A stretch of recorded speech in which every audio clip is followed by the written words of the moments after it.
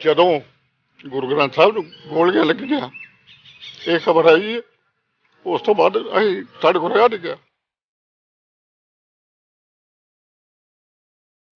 ਧੰਨ ਸ੍ਰੀ ਗੁਰੂ ਬਾਬਾ ਦੀਪ ਸਿੰਘ ਜੀ ਦੇ ਰਸਤੇ ਦੇ ਉੱਤੇ ਚੱਲੇ ਆਪਾਂ। ਜਦੋਂ ਕਿ ਉਹਨਾਂ ਨੇ ਆ ਕੇ ਆਪਣਾ ਸੀਸ ਭੇਟ ਕੀਤਾ ਦਰਬਾਰ ਸਾਹਿਬ, ਇਸੇ ਰਸਤੇ ਉਹ ਚੱਲੇ ਸਨ। ਇਸੇ ਰਸਤੇ ਸੁੱਖਾ ਸਿੰਘ ਤੇ ਮਹਿਤਾਬ ਸਿੰਘ ਨੇ ਜਦੋਂ ਮੱਸੇ ਰੰਗੜ ਦਾ ਸਿਰ ਵੱਢਿਆ, ਔਰ ਉਸੇ ਰਸਤੇ ਦੇ ਉੱਤੇ ਸਾਡੀ 9 ਸਿੱਖ ਯੂਨਿਟ ਜਿਹੜੀ ਉਸੇ ਰਸਤੇ ਚੱਲੀ।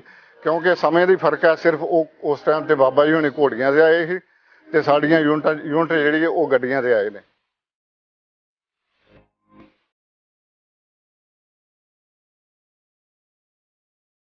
मैं बूहा खोलिया तो यहो बक्सा साइकिल ते रखिया।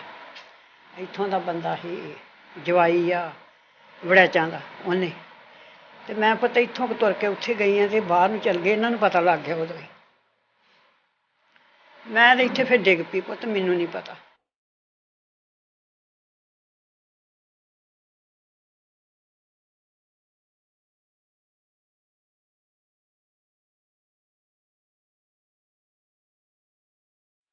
कि जद तक 84 का फैसला नहीं होंदा तद तक सिख कौम के उत्ते इस तरह एक तरफे हमले होंदे रहणगे।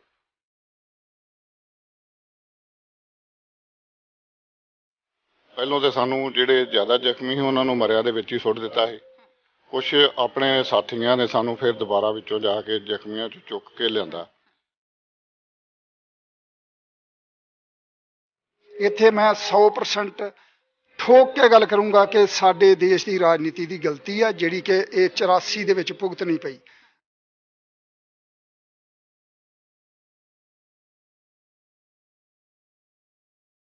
सत श्री अकाल, तुसीं देख रहे हो डेली पोस्ट पंजाबी। मैं हाँ मनदीप कौर संधू। जून 1984 ਦਾ ਦਰਦ ਅੱਜ ਹਰ ਸਿੱਖ ਦੀਆਂ ਅੱਖਾਂ ਵਿੱਚ ਸਾਫ਼ ਰੜਕਦਾ ਹੈ। ਅੱਜ ਉਹ ਸਾਕਾ ਜਦੋਂ ਵੀ ਅਸੀਂ ਯਾਦ ਕਰਦੇ ਹਾਂ ਤੇ ਹਰ ਇੱਕ ਦੀਆਂ ਅੱਖਾਂ ਜਿਹੜੀਆਂ ਨਮ ਹੋ ਜਾਂਦੀਆਂ ਨੇ। ਜਦੋਂ ਦਰਬਾਰ ਸਾਹਿਬ ਤੇ ਫੌਜੀ ਕਾਰਵਾਈ ਹੁੰਦੀ ਹੈ, ਅਕਾਲ ਤਖਤ ਸਾਹਿਬ ਢਹਿ ਢੇਰੀ ਹੋ ਜਾਂਦਾ ਹੈ, ਉਸ ਵੇਲੇ ਕੁਝ ਜਿਉਂਦੀਆਂ ਜ਼ਮੀਰਾਂ ਵਾਲੇ ਫੌਜੀਆਂ ਦੀ ਇਨਸਾਨੀਅਤ ਜਾਗਦੀ ਹੈ, ਜਿਨ੍ਹਾਂ ਨੂੰ ਅੱਜ ਅਸੀਂ ਸਾਰੇ ਧਰਮੀ ਫੌਜੀਆਂ ਦਾ ਨਾਮ ਦਿੰਦੇ ਹਾਂ। ਅੱਜ ਅਸੀਂ ਪਹੁੰਚੇ ਹੋਏ ਹਾਂ ਗੁਰਦਾਸਪੁਰ 'ਚ, ਜਿੱਥੇ ਉਹ ਧਰਮੀ ਫੌਜੀ ਮੌਜੂਦ ਨੇ ਜਿਨ੍ਹਾਂ ਨੇ ਉਸ ਵੇਲੇ ਬਗਾਵਤ ਕੀਤੀ ਸੀ। ਕਿਉਂਕਿ ਜਦ ਇਹ ਫੌਜੀ ਨੌਕਰੀ ਦੀ ਸ਼ੁਰੂਆਤ ਕਰਦੇ ਨੇ ਤੇ ਉਸ ਵੇਲੇ ਧਰਮ ਦੀ ਸਹੁੰ ਚੁੱਕਦੇ ਨੇ ਤੇ ਇਹਨਾਂ ਨੇ ਆਪਣੇ ਧਰਮ ਦੀ ਲਾਜ ਰੱਖੀ ਹੈ। ਅੱਜ ਉਹ ਫੌਜੀ ਮੌਜੂਦ ਨੇ, ਸਾਰਿਆਂ ਦੇ ਨਾਲ ਅਸੀਂ ਗੱਲਾਂ ਬਾਤਾਂ ਕਰਾਂਗੇ ਕਿਸ ਤਰ੍ਹਾਂ ਬਗਾਵਤ ਦੀ ਦਾਸਤਾਨ ਸ਼ੁਰੂ ਹੁੰਦੀ ਹੈ, ਬਗਾਵਤ ਕਰਨ ਤੋਂ ਬਾਅਦ ਇਹਨਾਂ ਦੀ ਜ਼ਿੰਦਗੀ ਕਿੰਨੀ ਬਦਲ ਜਾਂਦੀ ਹੈ। ਅੱਜ ਸਾਡੇ ਨਾਲ ਸਾਰੇ ਫੌਜੀ ਮੌਜੂਦ ਨੇ, ਗੱਲਾਂ ਬਾਤਾਂ ਉਹਨਾਂ ਦੇ ਨਾਲ ਕਰਾਂਗੇ। ਸਾਡੇ ਨਾਲ ਇੱਕ ਵਾਰ ਮੈਂ ਜ਼ਰੂਰ ਕਹਿਣਾ ਚਾਹਾਂਗੀ, ਉੱਚੇ ਰੁਤਬੇ ਮਾਣ ਕੇ ਇਹਨਾਂ ਨੇ ਰੱਬ ਭੁਲਾਇਆ ਨਾ, ਸਿੱਖੀ ਦੀ ਦਸਤਾਰ ਨੂੰ ਇਹਨਾਂ ਦਾਗ ਨਾ ਲਾਇਆ ਨਾ। ਧਰਮੀ ਫੌਜੀ ਵੀਰਾਂ ਨੂੰ ਦੁਨੀਆ ਵਾਲਿਓ ਕਦੇ ਵੀ ਭੁੱਲ ਜਾਇਓ ਨਾ। ਸੋ ਇਹ ਸਾਡੇ ਨਾਲ ਅੱਜ ਮੌਜੂਦ ਨੇ। ਦੱਸਦੇ ਚੱਲਦੇ ਆ ਕਿ ਇੱਥੇ ਸਭ ਤੋਂ ਪਹਿਲਾਂ ਸਾਡੇ ਨਾਲ ਭਾਈ ਰਾਮ ਸਿੰਘ ਖੜੇ ਹੋਏ ਨੇ, ਇੱਥੇ ਸਾਡੇ ਨਾਲ ਰਣਧੀਰ ਸਿੰਘ ਹੋਣੀ ਮੌਜੂਦ ਨੇ, ਨਾਲ ਹੀ ਸਾਡੇ ਨਾਲ ਇੱਥੇ ਜਸਵਿੰਦਰ ਸਿੰਘ ਹੋਣੀ ਧਰਮੀ ਫੌਜੀ ਮੌਜੂਦ ਨੇ। ਇੱਥੇ ਸਾਡੇ ਨਾਲ ਜੂਨ 1984 ਪਰਿਵਾਰ ਵੈਲਫੇਅਰ ਐਸੋਸੀਏਸ਼ਨ ਦੇ ਪ੍ਰਧਾਨ ਭਾਈ ਬਲਦੇਵ ਸਿੰਘ ਹੋਣੀ ਮੌਜੂਦ ਨੇ ਤੇ ਇਸ ਦੇ ਨਾਲ ਹੀ ਭਾਈ ਸਵਿੰਦਰ ਸਿੰਘ ਹੋਣੀ ਮੌਜੂਦ ਨੇ। ਇਹ ਵੀ ਭਾਈ ਸਵਿੰਦਰ ਸਿੰਘ ਹੋਣੀ ਮੌਜੂਦ ਨੇ ਇੱਥੇ, ਤੇ ਨਾਲ ਦੀ ਨਾਲ ਭਾਈ ਸੁਖਦੇਵ ਸਿੰਘ ਹੋਣੀ ਤੇ ਨਾਲ ਹੀ ਭਾਈ ਮੇਵਾ ਸਿੰਘ ਹੋਣੀ ਮੌਜੂਦ ਨੇ। ਸੋ ਇਹ ਸਾਰੇ ਧਰਮੀ ਫੌਜੀ ਨੇ ਜਿਨ੍ਹਾਂ ਨੇ ਉਸ ਵੇਲੇ ਬਗਾਵਤ ਕੀਤੀ ਸੀ। ਸੋ ਬਗਾਵਤ ਦੀ ਸ਼ੁਰੂਆਤ ਕਦੋਂ ਹੁੰਦੀ ਹੈ, ਕਿਹੜੀ ਤਾਰੀਖ ਨੂੰ ਇਹ ਸਾਰੇ ਬਗਾਵਤ ਕਰਦੇ ਨੇ, ਖਿਆਲ ਇਹਨਾਂ ਦੇ ਮਨ ਵਿੱਚ ਆਉਂਦਾ ਹੈ ਕਿਉਂਕਿ ਪਹਿਲਾਂ ਸਾਰੇ ਨੌਕਰੀਆਂ ਤੇ ਹੁੰਦੇ ਨੇ ਤੇ ਨੌਕਰੀ ਨੂੰ ਇਹ ਠੇਡਾ ਮਾਰ ਕੇ ਗੁਰੂ ਸਾਹਿਬ ਦੀ ਲਾਜ ਰੱਖਦੇ ਨੇ, ਆਪਣੇ ਧਰਮ ਦੀ ਲਾਜ ਰੱਖਦੇ ਨੇ। ਸੋ ਗੱਲਬਾਤ ਇਹਨਾਂ ਦੇ ਨਾਲ ਕਰ ਲੈਣੇ ਆ। ਸਭ ਤੋਂ ਪਹਿਲਾਂ ਫਤਿਹ ਅਰਜ ਕਰਾਂਗੇ। ਵਾਹਿਗੁਰੂ ਜੀ ਕਾ ਖਾਲਸਾ, ਵਾਹਿਗੁਰੂ ਜੀ ਕੀ ਫਤਿਹ। ਭਾਈ ਸਾਹਿਬ, ਪਹਿਲਾ ਸਵਾਲ ਹੈ ਕਿ ਬਗਾਵਤ ਤੁਸੀਂ ਸ਼ੁਰੂ ਕਰਦੇ ਹੋ, ਸਭ ਤੋਂ ਪਹਿਲਾਂ ਖਿਆਲ ਆਇਆ ਸੀ ਮਨ ਦੇ ਵਿੱਚ ਕਿ ਹੋਰ ਵੀ ਬਹੁਤ ਸਾਰੇ ਫੌਜੀ ਸਨ ਤੇ ਇੱਕੇ ਦਮ ਤੁਸੀਂ ਫੈਸਲਾ ਲੈਣੇ ਹੋ, ਕਿਸ ਤਰ੍ਹਾਂ? ਇਹ ਜੋ ਕੁਛ ਵੀ ਹੋਇਆ ਵਾ ਜੂਨ 1984 ਦੇ ਵਿੱਚ, ਇੱਕ ਕਹਾਵਤ ਆ ਕਿ ਮਰਿਓਂ ਬਗੈਰ ਸਵਰਗ ਨਹੀਂ ਦਿਖਦਾ। ਇਹ ਲੋਕ ਕਹਿੰਦੇ ਨੇ ਕਿ ਮਾੜਾ ਹੋਇਆ, ਮੈਂ ਇਹਨੂੰ ਨਜ਼ਾਰਾ ਕਹਿੰਦਾ ਕਿ ਉਹ ਜਿਹੜਾ ਨਜ਼ਾਰਾ ਵੇਖਣ ਹੋਇਆ। ਜਿਹੜੀਆਂ ਕੌਮਾਂ ਦੇਸ਼ ਦੀ ਰਾਖੀ ਵਾਸਤੇ ਸਰਕਾਰਾਂ ਹੁੰਦੀਆਂ ਨੇ, ਉਹਨਾਂ ਨੇ ਬਕਾਇਦਾ ਸਾਡੇ ਹਰਿਮੰਦਰ ਸਾਹਿਬ ਦੇ ਉੱਤੇ ਹਮਲਾ ਕੀਤਾ। ਇਹ ਤੇ ਸਭ ਤੋਂ ਵੱਡੀ ਦਰਦ ਦੀ ਗੱਲ ਹੈ ਕਿ ਹਰਿਮੰਦਰ ਸਾਹਿਬ ਦੇ ਉੱਤੇ ਕੋਈ ਪਹਿਲਾ ਹਮਲਾ 84 ਦੇ ਵਿੱਚ ਨਹੀਂ ਹੋਇਆ। ਹਮਲੇ ਬਹੁਤ ਹੋਏ ਨੇ, ਪਹਿਲਾਂ ਵੀ ਹੋਏ ਨੇ, ਲੇਕਿਨ ਦਰਦ ਵਾਲੀ ਗੱਲ ਤੇ ਦੁੱਖ ਦੀ ਗੱਲ ਇਹ ਹੈ ਕਿ ਜਿਹੜੀਆਂ ਸਰਕਾਰਾਂ ਨੇ ਰਾਜਨੀਤਿਕਾਂ ਨੇ ਸਾਡੀ ਦੇਖਭਾਲ ਕਰਨੀ ਸੀ, ਸਾਡੇ ਆਪਣੇ ਜਾਨ ਮਾਲ ਦੀ ਰਾਖੀ ਕਰਨੀ ਸੀ, ਉਹਨਾਂ ਨੇ ਹੀ ਸਾਡੇ ਹਰਿਮੰਦਰ ਸਾਹਿਬ 'ਤੇ ਹਮਲਾ ਕਰ ਦਿੱਤਾ। ਜਦੋਂ ਹਮਲਾ ਹੋਇਆ ਤਾਂ ਸਾਡੇ ਕੋਲ ਉਹ ਸਹਾਰਿਆ ਨਹੀਂ ਗਿਆ। ਇੱਥੇ ਬੜੀ ਲੰਮੀ ਚੌੜੀ ਦੁੱਖ ਦੀ ਗੱਲ ਵਾ। ਇੱਥੇ ਕਈ ਸਾਨੂੰ ਅੱਤਵਾਦੀ ਕਹਿੰਦੇ ਨੇ। ਇੱਥੇ ਮੈਂ ਇਹ ਫੈਸਲਾ ਕਰਨਾ ਚਾਹੁੰਦਾ ਕਿ ਜਦੋਂ ਸਾਨੂੰ ਗੁਰੂ ਗ੍ਰੰਥ ਸਾਹਿਬ ਦੀ ਹੱਥ ਲਵਾ ਕੇ ਸਾਨੂੰ ਗੁਰੂ ਗ੍ਰੰਥ ਨੂੰ ਹੱਥ ਲਵਾਇਆ ਦੇਸ਼ ਦੀ ਰਾਖੀ ਵਾਸਤੇ, ਤੇ ਦੇਸ਼ ਦੀ ਰਾਖੀ ਦੇ ਸਾਨੂੰ ਸਹੁੰ ਖਵਾ ਕੇ, ਤੇ ਦੇਸ਼ ਦੀ ਰਾਖੀ ਵਾਲੇ ਜਿਨ੍ਹਾਂ ਨੇ ਸਾਨੂੰ ਸਹੁੰ ਖਵਾਈ ਦੇਸ਼ ਦੇ ਰਾਖਿਆ ਨੇ, ਰਾਜਨੀਤਿਕਾਂ ਨੇ, ਉਹਨਾਂ ਸਾਡੇ ਦਰਬਾਰ ਸਾਹਿਬ 'ਤੇ ਹਮਲਾ ਕਰਤੇ ਤੇ ਅਸੀਂ ਉਹਦੇ ਮਤਲਬ ਕਿ ਆਪਣੇ ਧਰਮ ਨੂੰ ਬਚਾਇਆ। ਪਹਿਲੋਂ ਧਰਮ ਵਾ। ਇੱਥੇ ਸੋਚਣ ਦੀ ਗੱਲ ਹੈ ਕਿ ਜਿਹੜੇ ਬੰਦਿਆਂ ਨੇ ਹਮਲਾ ਕੀਤਾ ਉਹ ਵੀ ਅੱਤਵਾਦੀ ਨੇ, ਔਰ ਜਿਹੜੇ ਸਿੱਖ ਫੌਜੀ ਉਸ ਟਾਈਮ ਨਹੀਂ ਭੱਜੇ ਉਹ ਵੀ ਅੱਤਵਾਦੀ ਨੇ। ਅੱਤਵਾਦੀ ਅਸੀਂ ਨਹੀਂ, ਅਸੀਂ ਦੇਸ਼ ਦੀ ਧਾਰਾ ਨਹੀਂ ਤੋੜੀ, ਅਸੀਂ ਦੇਸ਼ ਦੇ ਕਾਨੂੰਨ ਨੂੰ ਬਰਕਰਾਰ ਰੱਖਦਿਆਂ ਆਪਣਾ ਫਰਜ਼ ਨਿਭਾਇਆ, ਕਿ ਆਪਣੀ ਕਸਮ ਦਾ ਜਿਹੜਾ ਫਰਜ਼ ਨਿਭਾਇਆ। ਤੇ ਤੁਹਾਨੂੰ ਕਸਮ ਜਿਹੜੀ ਹੈ ਚੁਕਾਈ ਜਾਂਦੀ ਹੈ, ਨੌਕਰੀ ਦੀ ਟ੍ਰੇਨਿੰਗ ਜਦੋਂ ਕੰਪਲੀਟ ਹੁੰਦੀ ਹੈ ਤਾਂ ਟ੍ਰੇਨਿੰਗ ਤੋਂ ਬਾਅਦ ਤੁਸੀਂ ਸਾਰੇ ਸਹੁੰ ਚੁੱਕਦੇ ਹੋ, ਤੇ ਜਦੋਂ ਸਹੁੰ ਚੁੱਕਦੇ ਹੋ ਤਾਂ ਉਸ ਵੇਲੇ ਕੀ ਕੁਝ ਮੌਜੂਦ ਹੁੰਦਾ ਹੈ? ਉਸ ਸਮੇਂ ਗੁਰੂ ਗ੍ਰੰਥ ਸਾਹਿਬ ਹੁੰਦੇ ਨੇ, ਨਿਸ਼ਾਨ ਸਾਹਿਬ ਹੁੰਦਾ, ਤਿਰੰਗਾ ਝੰਡਾ ਹੁੰਦਾ। ਗੁਰੂ ਗ੍ਰੰਥ ਸਾਹਿਬ ਨੂੰ ਹੱਥ ਲਵਾ ਕੇ, ਸ਼੍ਰੀ ਨਿਸ਼ਾਨ ਸਾਹਿਬ ਨੂੰ ਹੱਥ ਲਵਾ ਕੇ, ਤੇ ਸਾਨੂੰ ਮਤਲਬ ਕਿ ਤਿਰੰਗੇ ਨੂੰ ਹੱਥ ਲਵਾ ਕੇ, ਤੇ ਸਾਨੂੰ ਜਿਹੜੀ ਧਰਮ ਦੀ ਕਸਮ ਖਵਾਈ ਜਾਂਦੀ ਦੇਸ਼ ਦੀ ਰਾਖੀ ਵਾਸਤੇ। ਸੋ ਜਦੋਂ ਤੁਹਾਨੂੰ ਪਤਾ ਚੱਲਦਾ ਹੈ ਕਿ ਹੁਣ ਇਹ ਇੱਥੇ ਹੁਣ ਹਮਲਾ ਆਪਣੇ ਸ਼੍ਰੀ ਅਕਾਲ ਤਖਤ ਸਾਹਿਬ ਤੇ ਹੋ ਚੁੱਕਾ ਹੈ, ਤੁਸੀਂ ਸਾਰੇ ਬਗਾਵਤ ਕਰਨ ਦਾ ਫੈਸਲਾ ਲੈਂਦੇ ਹੋ, ਗੱਡੀਆਂ ਤੇ ਕਿਸ ਵੇਲੇ ਨਿਕਲਦੇ ਹੋ, ਕਿਸ ਵੇਲੇ ਤੁਸੀਂ ਫੈਸਲਾ ਲੈ ਲੈਂਦੇ ਹੋ, ਤੇ ਕਿਸ ਟਾਈਮ ਉੱਥੋਂ ਨਿਕਲਦੇ ਬੈਰਕਾਂ 'ਚ ਕਦੋਂ ਛੱਡਦੇ ਹੋ? ਅਸੀਂ ਤਕਰੀਬਨ ਪਹਿਲੀ ਯੂਨਿਟ ਸਾਡੀ 9 ਸਿੱਖ ਸੀ ਜਿਹਨੇ ਪਹਿਲੋਂ ਬੈਰਕ ਛੱਡਣ ਦਾ ਫੈਸਲਾ ਲਿਆ। ਇਹ ਲਗਾਤਾਰ BBC ਤੋਂ ਖਬਰਾਂ ਸੁਣਦੇ ਸੀ ਕਿ ਦਰਬਾਰ ਸਾਹਿਬ ਤੇ ਅਟੈਕ ਹੋ ਗਿਆ। ਕਿਸੇ ਦੇ ਦਿਲ 'ਚ ਬਗਾਵਤ ਕਰਨ ਦੀ ਗੱਲ ਨਹੀਂ ਆਈ, ਪਰ ਜਦੋਂ ਗੁਰੂ ਗ੍ਰੰਥ ਸਾਹਿਬ ਨੂੰ ਗੋਲੀਆਂ ਲੱਗੀਆਂ ਇਹ ਖਬਰ ਆਈ, ਉਸ ਤੋਂ ਬਾਅਦ ਅਸੀਂ ਸਾਡੇ ਕੋਲ ਰਿਹਾ ਨਹੀਂ ਗਿਆ। ਤੁਸੀਂ ਕਰ ਲਓ। ਅੱਜ ਵੀ ਇਹਨਾਂ ਦੀਆਂ ਅੱਖਾਂ ਵਿੱਚ ਉਹੀ ਦਰਦ ਸਾਫ਼ ਨਜ਼ਰ ਆਉਂਦਾ ਹੈ। ਇਹ ਪੀੜ ਅੱਜ ਵੀ ਇਹਨਾਂ ਦੇ ਵਿੱਚ ਉਹੀ ਹੈ। ਜ਼ਖਮ ਅੱਜ ਵੀ ਅੱਲੇ ਨੇ ਇਹਨਾਂ ਦੇ ਅੰਦਰ। ਇਹਨਾਂ ਜ਼ਖਮਾਂ ਨੂੰ ਇਹ ਅੱਜ ਅਸੀਂ ਗੱਲਬਾਤ ਇਹਨਾਂ ਦੇ ਨਾਲ ਕਰਨ ਪਹੁੰਚੇ ਹਾਂ, ਤੇ ਜਦੋਂ ਗੱਲ ਇਹਨਾਂ ਦੇ ਨਾਲ ਕੋਈ ਵੀ ਕਰਦਾ, ਭਾਵੇਂ ਅਸੀਂ ਕਰੀਏ ਜਾਂ ਕੋਈ ਵੀ ਆ ਕੇ ਸ਼ੁਰੂ ਕਰਦਾ ਹੈ, ਤੇ ਇਹਨਾਂ ਦਾ ਦਰਦ ਫਿਰ ਜਿਹੜਾ ਉਜਾਗਰ ਹੋ ਜਾਂਦਾ ਹੈ। ਸੋ ਗੱਲਬਾਤ ਦਾ ਸਿਲਸਿਲਾ ਅਸੀਂ ਲਗਾਤਾਰ ਜਾਰੀ ਰੱਖਾਂਗੇ। ਇਹ ਵੀ ਤੁਹਾਨੂੰ ਨਾਲ ਦੱਸਦੇ ਚੱਲਦੇ ਹਾਂ ਕਿ ਜਿਸ ਵੇਲੇ ਇਹਨਾਂ ਨੇ ਉੱਥੋਂ ਬਗਾਵਤ ਕੀਤੀ ਸੀ ਤੇ ਇਹਨਾਂ ਦੇ ਗੋਲੀਆਂ ਵੀ ਲੱਗੀਆਂ ਹੋਈਆਂ ਸਨ, ਇਹਨਾਂ ਦੇ ਜ਼ਬਾੜੇ ਦੇ ਵਿੱਚ ਤੁਹਾਡੇ ਗੋਲ ਲੱਗੀ ਸੀ। ਜਦੋਂ ਸਾਨੂੰ ਅੱਗੇ ਆਪਣੀ ਆਰਮੀ ਨੇ ਅਬੋਹਰ ਸ਼ਹਿਰ ਵਿੱਚ ਰੋਕਣ ਵਾਸਤੇ ਅਸੀਂ ਉਹਨਾਂ ਨੂੰ ਕਿਹਾ ਵੀ ਅਸੀਂ ਕੋਈ ਕਿਸੇ ਦਾ ਨੁਕਸਾਨ ਨਹੀਂ ਕਰਨਾ।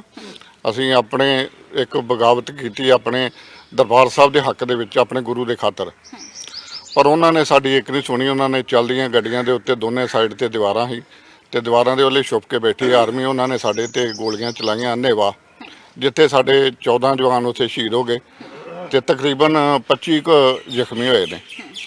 ਉਹ ਜਿਹੜੇ ਅੱਜ ਵੀ ਉਹ ਸੰਤਾਪ ਹੰਢਾ ਰਹੇ ਨੇ, ਜਿਨ੍ਹਾਂ ਦੇ ਵਿੱਚੋਂ ਕੁਛ ਜਿਹੜੇ ਨੇ ਉਹ ਦੁਬਾਰਾ ਉਹਨਾਂ ਨੂੰ ਨੌਕਰੀ ਵਿੱਚ ਬਹਾਲ ਕੀਤਾ, ਤੇ ਕੁਛ ਦੇ ਕੋਰਟ ਮਾਰਸ਼ਲ ਕੀਤੇ ਨੇ, ਤੇ ਜਿਹੜੇ ਸ਼ਹੀਦ ਹੋ ਗਏ ਉਹ ਤੇ ਦੁਨੀਆ ਤੋਂ ਚਲੇ ਗਏ ਨੇ।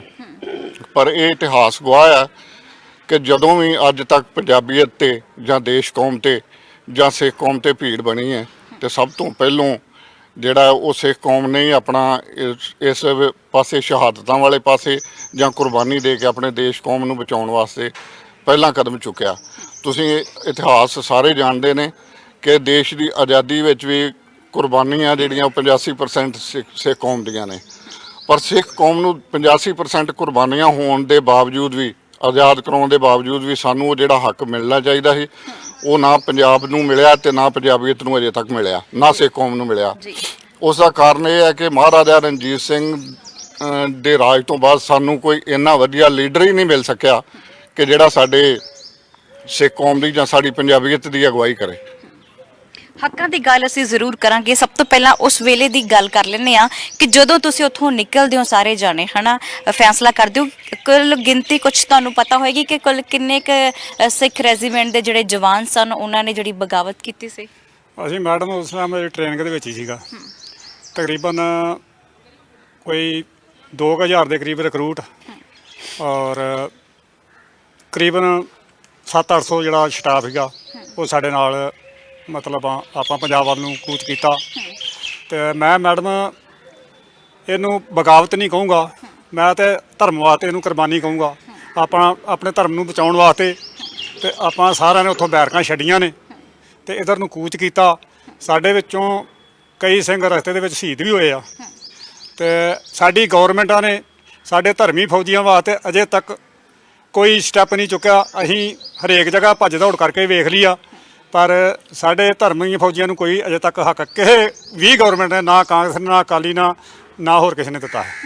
ਜੀ ਬਿਲਕੁਲ, ਗੱਲ ਕਰਦੇ ਹਾਂ ਕਿ ਜਦੋਂ ਤੁਸੀਂ ਉੱਥੋਂ ਗੱਡੀਆਂ ਤੇ ਕਾਫਲਾ ਤੁਹਾਡਾ ਨਿਕਲਿਆ ਹੈ, ਕਿਹਾ ਜਾਂਦਾ ਹੈ ਕਿ ਤੁਹਾਨੂੰ ਵੀ ਮਾਰਨ ਦੇ ਜਿਹੜੇ ਹੁਕਮ ਜਾਰੀ ਕਰ ਦਿੱਤੇ ਗਏ ਸੀ ਕਿ ਜਿਹੜੇ ਜਵਾਨ ਇੱਥੋਂ ਨਿਕਲ ਗਏ ਨੇ ਉਹਨਾਂ ਨੂੰ ਖਤਮ ਕਰ ਦਿੱਤਾ ਜਾਵੇ। ਹਾਂਜੀ, ਮੈਂ ਉਸ ਟਾਈਮ ਜੰਮੂ ਦੇ ਵਿੱਚ ਡਿਊਟੀ ਤੇ ਤੈਨਾਤ ਸੀ 18 ਸਿੱਖ ਦੇ ਵਿੱਚ। ਸਾਡੀ ਯੂਨਿਟ ਉਸ ਟਾਈਮ ਉੱਥੋਂ ਯੂਨਿਟ ਦੇ ਵਿੱਚੋਂ ਬਾਹਰ ਨਿਕਲ ਤੁਰੀ ਆ, ਆਊਟਰ ਪੋਸਟ ਦੇ ਉੱਪਰ ਚਲੀ ਗਈ ਆ। ਉੱਥੋਂ ਫਿਰ ਜਵਾਨਾਂ ਨੂੰ ਸਮਝਾ ਬੁਝਾ ਕੇ ਵਾਪਸ ਅਸੀਂ ਲੈ ਕੇ ਆਏ ਆ। ਉੱਥੋਂ ਦੁਬਾਰਾ ਗੱਡੀਆਂ ਦੇ ਵਿੱਚ ਚੜ੍ਹ ਕੇ ਫਿਰ ਸਾਡੇ ਜਵਾਨ ਦਰਬਾਰ ਸਾਹਿਬ ਨੂੰ ਕੂਚ ਕਰ ਗਏ ਨੇ, ਜਿਨ੍ਹਾਂ ਦੇ ਵਿੱਚੋਂ ਇੱਕ ਗੱਡੀ ਸਾਡੀ ਪਨਿਆਲ ਮਿਲ ਦੇ ਕੋਲ ਆਣ ਕੇ ਪਕੜੀ ਗਈ ਆ, ਉਹ ਇੱਕ ਗੱਡੀ ਉਸ ਤੋਂ ਥੋੜੀ ਪਿੱਛੇ ਕੈਪਚਰ ਕੀਤੀ ਗਈ ਆ। ਉਸ ਤੋਂ ਬਾਅਦ ਉਹਨਾਂ ਸਾਨੂੰ ਪਕੜ ਕੇ ਕੈਦ ਕਰ ਲਿਆ। ਗ੍ਰਿਫਤਾਰੀਆਂ ਤੁਹਾਡੀਆਂ ਸਾਰਿਆਂ ਦੀਆਂ ਹੋ ਗਈਆਂ। ਗ੍ਰਿਫਤਾਰੀਆਂ ਹੋ ਗਈਆਂ। ਸੋ ਗੱਲ ਕਰਦੇ ਕਿ ਜੇਲ੍ਹਾਂ ਦੇ ਵਿੱਚ ਸਾਰਿਆਂ ਨੇ ਸਮਾਂ ਗੁਜ਼ਾਰਿਆ ਹੈ ਹਨਾ, ਉਹ ਕਿੰਨੇ ਤੱਕ ਜਿਹੜੀ ਸਜ਼ਾ ਸੀ ਸਭ ਨੂੰ ਦਿੱਤੀ ਗਈ ਸੀ? ਇਹ ਸਜ਼ਾ ਜਿਹੜੀ ਇਸ ਹਿਸਾਬ ਨਾਲ ਮਿਲੀ ਆ ਕਿ ਸਾਡਾ ਜਦੋਂ ਅਸੀਂ ਉੱਥੋਂ ਆਪਣੀਆਂ ਬੈਰਕਾਂ ਛੱਡ ਕੇ ਦਰਬਾਰ ਸਾਹਿਬ ਵੱਲ ਨੂੰ ਕੂਚ ਕੀਤਾ, ਉਸ ਤੋਂ ਬਾਅਦ ਹਰ ਬੰਦਾ ਜਿਹੜਾ ਸੀ, ਖਾਸ ਕਰਕੇ ਧਰਮੀ ਫੌਜੀ ਦੇ ਦਿਲ ਦੇ ਵਿੱਚ ਇਹ ਸੀ ਕਿ ਅਸੀਂ ਕਿਹੜਾ ਵੇਲਾ ਹੋਏ ਜਦੋਂ ਅਸੀਂ ਦਰਬਾਰ ਸਾਹਿਬ ਪਹੁੰਚ ਜਾਈਏ ਤੇ ਅਸੀਂ ਆਪਣੇ ਗੁਰੂ ਦੀ ਵੱਧ ਤੋਂ ਵੱਧ ਜਿਹੜੀ ਰਾਖੀ ਕਰ ਸਕੀਏ। ਤੇ ਆਪਾਂ ਜਿਹੜੇ ਜ਼ਾਲਮ ਉੱਥੇ ਗੋਲੀਆਂ ਚਲਾ ਰਹੇ ਨੇ, ਉਹਦਾ ਨੁਕਸਾਨ ਕਰ ਰਹੇ ਨੇ, ਉਹਨਾਂ ਨਾਲ ਅਸੀਂ ਲੋਹੇ ਲਾਕਾ ਮਤਲਬ ਟਾਕਰਾ ਕਰੀਏ। ਉਹ ਉੱਥੋਂ ਭੱਜਣ ਤੋਂ ਬਾਅਦ ਇਹ ਵੇਖੋ, ਇੱਕ ਥਾਂ ਸਾਡੀ ਸਿੱਖ ਰੈਜੀਮੈਂਟ ਜਿਹੜੀ ਆ ਜਾਂ ਕੋਈ ਵੀ ਜਿਹੜਾ ਸਿੱਖ ਧਰਮੀ ਫੌਜੀ ਭਗੌੜਾ ਹੋਇਆ ਜਾਂ ਆਪਣੇ ਦਰਬਾਰ ਸਾਹਿਬ ਵਾਸਤੇ ਆਇਆ, ਉਹ ਇਹ ਨਹੀਂ ਆ ਕਿ ਜਾਂ ਉਹ ਇਕੱਲਾ ਇੱਕੋ ਹੀ ਜਗ੍ਹਾ ਤੋਂ ਆਇਆ। ਇਹ ਹਰ ਥਾਂ ਤੋਂ ਜਿੱਥੇ ਵੀ ਕਿਸੇ ਨੂੰ ਦੁੱਖ ਸੀ, ਜਿੱਥੇ ਸੇਵਾ ਲਿਖੀ ਸੀ ਗੁਰੂ ਵੱਲੋਂ, ਉੱਥੇ ਉਹਨਾਂ ਨੇ ਸੇਵਾ ਜਿਹੜੀ ਇਹ ਨਿਭਾਈ ਆ। ਅਸੀਂ ਰਾਮਗੜ੍ਹ ਰਾਂਚੀ ਤੋਂ ਆਏ ਆ। ਰਾਮਗੜ੍ਹ ਰਾਂਚੀ ਤੋਂ ਤੇ ਤੁਹਾਨੂੰ ਪਤਾ ਹੀ ਆ ਕਿ ਸਾਰੀ ਦੁਨੀਆ ਹੀ ਇਹ ਗੱਲ ਜਾਣਦੀ ਆ ਕਿ ਸਭ ਤੋਂ ਵੱਧ ਨੁਕਸਾਨ ਜਿਹੜਾ ਸੈਂਟਰ ਦਾ ਹੋਇਆ ਸੀ। ਸੈਂਟਰ ਵਿੱਚੋਂ ਬਹੁਤ ਬੰਦੇ ਜਿਹੜੇ ਸੀ ਨਾ, ਬਹੁਤੇ ਛੋਟੀ ਉਮਰ ਦੇ ਸੀ, ਰਿਕਰੂਟ ਸੀ, ਜਿਹੜੇ ਅਨਟ੍ਰੇਨਡ ਸੀ, ਉਹਨਾਂ ਨੂੰ ਇੰਨਾ ਵੀ ਨਹੀਂ ਪਤਾ ਕਿ ਆਪਾਂ ਜਾਣਾ ਕਿੱਦਾਂ ਵਾ। ਗੱਡੀਆਂ ਦੇ ਵਿੱਚ, ਕਾਫਲੇ ਦੇ ਵਿੱਚ ਸਾਰੇ ਉੱਥੋਂ ਚੜ੍ਹਾ ਕੇ ਤੇ ਚੱਲ ਪਏ। ਉੱਥੋਂ ਰਸਤੇ ਦਾ ਬਹੁਤ ਲੰਬਾ ਸੀ, 2 ਰਾਤਾਂ ਦਾ ਰਸਤਾ ਸੀ। 2 ਰਾਤਾਂ ਦੇ ਰਸਤੇ ਨੂੰ ਕੂਚ ਕਰਦੇ ਰਸਤੇ ਵਿੱਚ ਜਦੋਂ ਜ਼ਿਆਦਾ ਓਪੀਟੀਕਲ ਆ ਗਏ, ਗੰਗਾ ਜੀ ਆ ਗਏ। ਗੰਗਾ ਨਦੀ ਨੇ ਸਾਨੂੰ ਸਭ ਤੋਂ ਵੱਧ ਸਾਡਾ ਨੁਕਸਾਨ ਕੀਤਾ ਕਿ ਸਾਨੂੰ ਉੱਥੇ ਆ ਕੇ ਬ੍ਰੇਕ ਇਹੋ ਜਿਹੀ ਲੱਗ ਗਈ ਕਿ ਸਾਡੇ ਕੋਲ 4 ਰਸਤੇ ਸੀ ਸਿਰਫ। ਇੱਕ ਰਸਤਾ ਸੀ ਸਾਡੇ ਕੋਲ ਬੇੜੀਆਂ ਵਾਲਾ, ਇੱਕ ਰਸਤਾ ਸੀ ਸਾਡੇ ਕੋਲ ਲਾਈਨ ਵਾਲਾ, ਰੇਲਵੇ ਲਾਈਨ ਵਾਲਾ, ਇੱਕ ਰਸਤਾ ਸੀ ਸਾਡੇ ਕੋਲ ਹਾਈਵੇ ਵਾਲਾ। ਹਾਂਜੀ, ਇਸ ਰਸਤਿਆਂ ਦੇ ਉੱਤੇ ਉਹਨਾਂ ਨੇ ਆਪਣੀ ਫੌਜ ਜਿਹੜੀ ਆ ਤਾਇਨਾਤ ਕੀਤੀ ਹੋਈ ਸੀ। ਉਸ ਫੌਜ ਨੂੰ ਕੱਟ ਕੇ ਅੱਗੇ ਆਉਣਾ ਬਹੁਤ ਜ਼ਿਆਦਾ ਔਖਾ ਸੀ। ਅਸੀਂ ਉਸ ਵੇਲੇ ਇਲਾਹਾਬਾਦ ਪਕੜੇ ਗਏ ਸੀ। ਇਲਾਹਾਬਾਦ ਜਦੋਂ ਅਸੀਂ ਆ ਰਹੇ ਸੀ ਰੇਲਵੇ ਲਾਈਨ ਦੇ ਉੱਤੋਂ ਦੀ, ਤੇ ਰਸਤੇ ਵਿੱਚ ਫਿਰ ਇਹਨਾਂ ਨੇ ਅੱਗੋਂ ਸਾਨੂੰ ਅਨਾਉਂਸਮੈਂਟ ਕਰਕੇ ਇਹ ਗੱਲ ਕਹਿ ਦਿੱਤੀ ਕਿ ਤੁਸੀਂ ਜਾਂ ਤੇ ਆਪਣੇ ਹਥਿਆਰ ਥੱਲੇ ਪਾਣੀ 'ਚ ਸੁੱਟ ਦਿਓ ਤੇ ਜਾਂ ਥੱਲੇ ਰੱਖ ਕੇ ਹੈਂਡ ਅਪ ਕਰਕੇ ਅੱਗੇ ਆ ਜਾਓ। ਅਸੀਂ ਫਿਰ ਸਾਰਿਆਂ ਨੇ ਇਹ ਵਿਚਾਰ ਕੀਤੀ ਕਿ ਚਲੋ ਹੁਣ ਮਰਨ ਨਾਲੋਂ ਤੇ ਸਭ ਤੋਂ ਵਧੀਆ ਇਹ ਹੀ ਆ ਕਿ ਆਪਾਂ ਹੈਂਡ ਅਪ ਕਰਕੇ ਅੱਗੇ ਆ ਜਾਈਏ, ਕਿਉਂਕਿ ਸਾਡੇ ਕੋਲ ਰਸਤਾ ਕੋਈ ਨਹੀਂ ਹੈ ਹੋਰ। ਫਿਰ ਉੱਥੋਂ ਸਾਰੇ ਕੈਪਚਰ ਕਰ ਲਏ ਉਹਨਾਂ ਨੇ। ਉਸ ਤੋਂ ਬਾਅਦ ਵੱਖੋ-ਵੱਖ ਸਾਰਿਆਂ ਨੂੰ ਜੇਲ੍ਹਾਂ 'ਚ ਭੇਜ ਦਿੱਤਾ। ਜੇਲ੍ਹ ਦੀ ਦਾਸਤਾਨ ਤੁਹਾਡੇ ਤੋਂ ਸੁਣਨਾ ਚਾਹਾਂਗੇ। ਤੁਸੀਂ ਵੀ ਜੇਲ੍ਹ ਦੇ ਵਿੱਚ ਸੀ? ਹਾਂ, ਅਸੀਂ ਵੀ ਜੇਲ੍ਹ 'ਚ ਹੀ। ਅਸੀਂ ਇਹਨਾਂ ਦੇ ਨਾਲ ਸੀ, ਇਹਨਾਂ ਦੇ ਨਾਲ ਭੱਜੇ ਸੀ। ਹੁਣ ਤੱਕ ਵੀ ਆ ਕੇ ਅਸਾਂ ਇਸ ਧਰਮੀ ਫੌਜੀਆਂ ਦੀ ਬਹੁਤ ਵੱਡੀ ਸੇਵਾ ਕੀਤੀ ਆ। ਐਜ ਮੈਂ ਪ੍ਰੈਜ਼ੀਡੈਂਟ ਪੰਜਾਬ ਇਹਨਾਂ ਦਾ। ਇਹ ਆ ਕਿ ਜਿੱਥੇ ਸਾਡੇ ਧਰਮੀ ਫੌਜੀਆਂ ਦਾ ਦੁੱਖ ਹੈ ਨਾ, ਸਾਡੇ ਦੁੱਖ ਦਾ ਨਜਾਇਜ਼ ਫਾਇਦਾ ਸਾਡੇ ਸਿਆਸੀ ਲੀਡਰਾਂ ਨੇ ਉਠਾਇਆ। ਜੋ ਵੀ ਲੀਡਰ ਆਇਆ ਸਾਡੇ ਉੱਤੇ ਹੱਥ ਫੇਰ ਕੇ ਆਹ ਦਿਨਾਂ ਦੇ ਵਿੱਚ ਆ ਕੇ ਤੇ ਸਾਡੀਆਂ ਸੁਰਖੀਆਂ ਬਣ ਗਈਆਂ ਤੇ ਸੁਰਖੀਆਂ ਤੋਂ ਬਾਅਦ ਰਹਿ ਗਈਆਂ ਸੁਰਖੀਆਂ ਦੀਆਂ ਸੁਰਖੀਆਂ। ਸਾਨੂੰ ਕਿਸੇ ਨੇ ਨਹੀਂ ਪੁੱਛਿਆ, ਕੋਈ ਸਾਨੂੰ ਰਾਹਤ ਨਹੀਂ ਮਿਲੀ। ਅੱਜ ਇਹ ਤੁਹਾਡੇ ਕੋਲ ਇੰਨਾ ਟਾਈਮ ਨਹੀਂ ਹੈ ਡੇਲੀ ਪੋਸਟ ਵਾਲਿਆਂ ਕੋਲ, ਜੇ ਸਾਡੇ ਨਾਲ ਚੱਲੋ ਤੇ ਅਸੀਂ ਤੁਹਾਨੂੰ ਉਹ ਇਹੋ ਜਿਹੀ ਸਟੋਰੀ ਵਿਖਾ ਲਈਏ ਧਰਮੀ ਫੌਜੀਆਂ ਦੀ ਜਾਂ ਧਰਮੀ ਫੌਜੀਆਂ ਦੇ ਬੱਚਿਆਂ ਦੀ ਕਿ ਤੁਸੀਂ ਵੇਖ ਨਹੀਂ ਸਕਦੇ, ਕੈਮਰੇ ਵਿੱਚ ਜਨਤਾ ਨਹੀਂ ਵੇਖ ਸਕਦੀ ਉਹਨਾਂ ਦੀ ਹਾਲਤ ਜਿਸ ਤਰ੍ਹਾਂ ਦੀ ਆ। ਸਾਰੀ ਦੁਨੀਆ ਪੱਕਿਆਂ ਕੋਠਿਆਂ ਦੇ ਵਿੱਚ ਆ, ਪਰ ਸਾਡੀ ਧਰਮੀ ਫੌਜੀਆਂ ਦੇ ਵਿੱਚ ਅਜੇ ਵੀ 25% ਉਹ ਲੋਕ ਨੇ ਜਿਨ੍ਹਾਂ ਕੋਲ ਬਾਲੇ ਵੀ ਨਹੀਂ ਹੈ ਸੱਤ ਦੇ ਉੱਤੇ, ਤੇ ਉਹ ਹਾਲਤ ਦੇ ਵਿੱਚ ਉਹ ਰਹਿ ਰਹੇ ਨੇ। ਤੇ ਬਹੁਤ ਵੱਡੀ ਸਿਆਸਤ ਸਾਡੇ ਨਾਲ ਖੇਡੀ ਜਾ ਰਹੀ ਆ, ਅੱਜ ਦੇ ਦਿਨ ਤੱਕ ਖੇਡੀ ਜਾ ਰਹੀ ਆ। ਸੋ ਇਸ ਦੇ ਨਾਲ ਸਾਡੇ ਨਾਲ ਇੱਥੇ ਹੋਰ ਵੀ ਮੌਜੂਦ ਨੇ, ਸਾਡੇ ਨਾਲ ਜਸਵਿੰਦਰ ਸਿੰਘ, ਭਾਈ ਜਸਵਿੰਦਰ ਸਿੰਘ ਹੁਣੀ ਮੌਜੂਦ ਨੇ। ਜੇਲ੍ਹ ਦਾ ਹਾਲ ਹੀ ਤੁਹਾਡੇ ਤੋਂ ਪੁੱਛਾਂਗੇ ਕਿ ਜਿਸ ਵੇਲੇ ਤੁਸੀਂ ਜੇਲ੍ਹ ਦੇ ਵਿੱਚ ਸੀ ਕਿ ਕਿਹਾ ਜਾਂਦਾ ਹੈ ਕਿ ਉਸ ਟਾਈਮ ਤੇ ਕਾਲ ਕੋਠੜੀ 'ਚ ਜਿਹੜਾ ਤੁਹਾਨੂੰ ਹੈ ਕੈਦ ਕੀਤਾ ਗਿਆ ਸੀ। ਹਾਂਜੀ, ਅਸੀਂ ਇਲਾਹਾਬਾਦ ਜੇਲ੍ਹ 'ਚ ਹੀ ਹਾਂ ਜੀ। ਹਾਲਾਤ ਕੀ ਸੀ ਉਸ ਟਾਈਮ? ਹਾਲਾਤ ਇਸ ਤਰ੍ਹਾਂ ਹੈ ਜੀ, ਉੱਥੇ ਰੋਟੀ ਹੈ ਜੀ ਮਾੜੀ ਮੋਟੀ ਮਿਲਦੀ ਹੈ ਜੀ। ਹਾਂਜੀ, ਤੁਸੀਂ ਦੱਸੋ ਜੇਲ੍ਹ ਦੇ ਹਾਲਾਤ ਇੱਕ ਵਾਰ। ਜੇਲ੍ਹ 'ਚ ਤਾਂ ਮੈਡਮ ਮੈਂ ਨਹੀਂ ਗਾ ਗਿਆ, ਲੇਕਿਨ ਇਹ ਹੈ ਵੀ ਗੰਗਾ ਨਗਰ ਸੀ ਅਸੀਂ ਉਸ ਟਾਈਮ ਜਿੱਥੇ ਕਿ ਸੁਖਿੰਦਰ ਸਿੰਘ ਸੀ। ਸਾਨੂੰ ਇਹ BBC ਲੰਡਨ ਦੇ ਥਰੂ ਪਤਾ ਲੱਗਾ ਸੀ 7 ਔਰ 8 ਜੂਨ ਨੂੰ ਵੀ ਸੰਤ ਭਿੰਡਰਾਂਵਾਲੇ ਜਿਹੜੇ ਆ ਉਹ ਸੁਰਗਵਾਸ ਹੋ ਗਏ। ਔਰ ਜਦੋਂ ਉਹਨਾਂ ਦਾ ਪਤਾ ਲੱਗਾ ਫਿਰ ਜਿੰਨੀ ਵੀ ਨਫਰੀ ਸੀ ਸਾਡੀ ਸਾਰੀ ਮਹਿਸੂਸੀ ਦੇ ਵਿੱਚ ਆ ਗਈ। ਇਹਨਾਂ ਨੇ ਫਿਰ ਆਪਣਾ ਇਕੱਠੇ ਹੋ ਕੇ ਤੇ ਸਲਾਹ ਕੀਤੀ ਹੈ ਵੀ ਸਾਡੇ ਹਰਿਮੰਦਰ ਸਾਹਿਬ ਦੇ ਉੱਤੇ ਹਮਲਾ ਹੋ ਗਿਆ ਵਾ ਤੇ ਆਪਾਂ ਇਹਦੇ ਬਾਰੇ ਕੀ ਕਰਨਾ। ਇਹਨੂੰ ਹਰ ਇੱਕ ਨੇ ਅਲੱਗ-ਅਲੱਗ ਰੰਗਤ ਦਿੱਤੀ, ਕਿਸੇ ਨੇ ਧਰਮੀ ਫੌਜੀ ਕਹਿਤਾ, ਕਿਸੇ ਨੇ ਅੱਤਵਾਦੀ ਕਹਿਤਾ, ਕਿਸੇ ਨੇ ਵਾਕਵਾਦੀ ਕਹਿ ਦਿੱਤਾ, ਕਿਸੇ ਨੇ ਕੁਛ ਕਹਿ ਦਿੱਤਾ। ਲੇਕਿਨ ਅਸੀਂ ਮੈਂ ਤਾਂ ਇਹਨੂੰ ਸਿਰਫ ਇਹ ਕਹਿਣਾ ਵੀ ਅਸੀਂ ਰੋਸ ਕੀਤਾ, ਹੋਰ ਕੁਛ ਨਹੀਂ ਕੀਤਾ। ਗੌਰਮੈਂਟ ਦੇ ਖਿਲਾਫ ਨਹੀਂ, ਅਸੀਂ ਗੌਰਮੈਂਟ ਨੂੰ ਰੋਸ ਕਰਕੇ ਦੱਸਿਆ ਵਾ ਵੀ ਇਹ ਸਾਡੇ ਧਰਮ ਦੇ ਉੱਤੇ ਜੋ ਕੁਛ ਹੋਇਆ ਇਹ ਨਹੀਂ ਸੀ ਹੋਣਾ ਚਾਹੀਦਾ ਤੇ ਇਹ ਜਿਹੜਾ ਵਾ ਬਹੁਤ ਮਾੜਾ ਹੋਇਆ ਵਾ।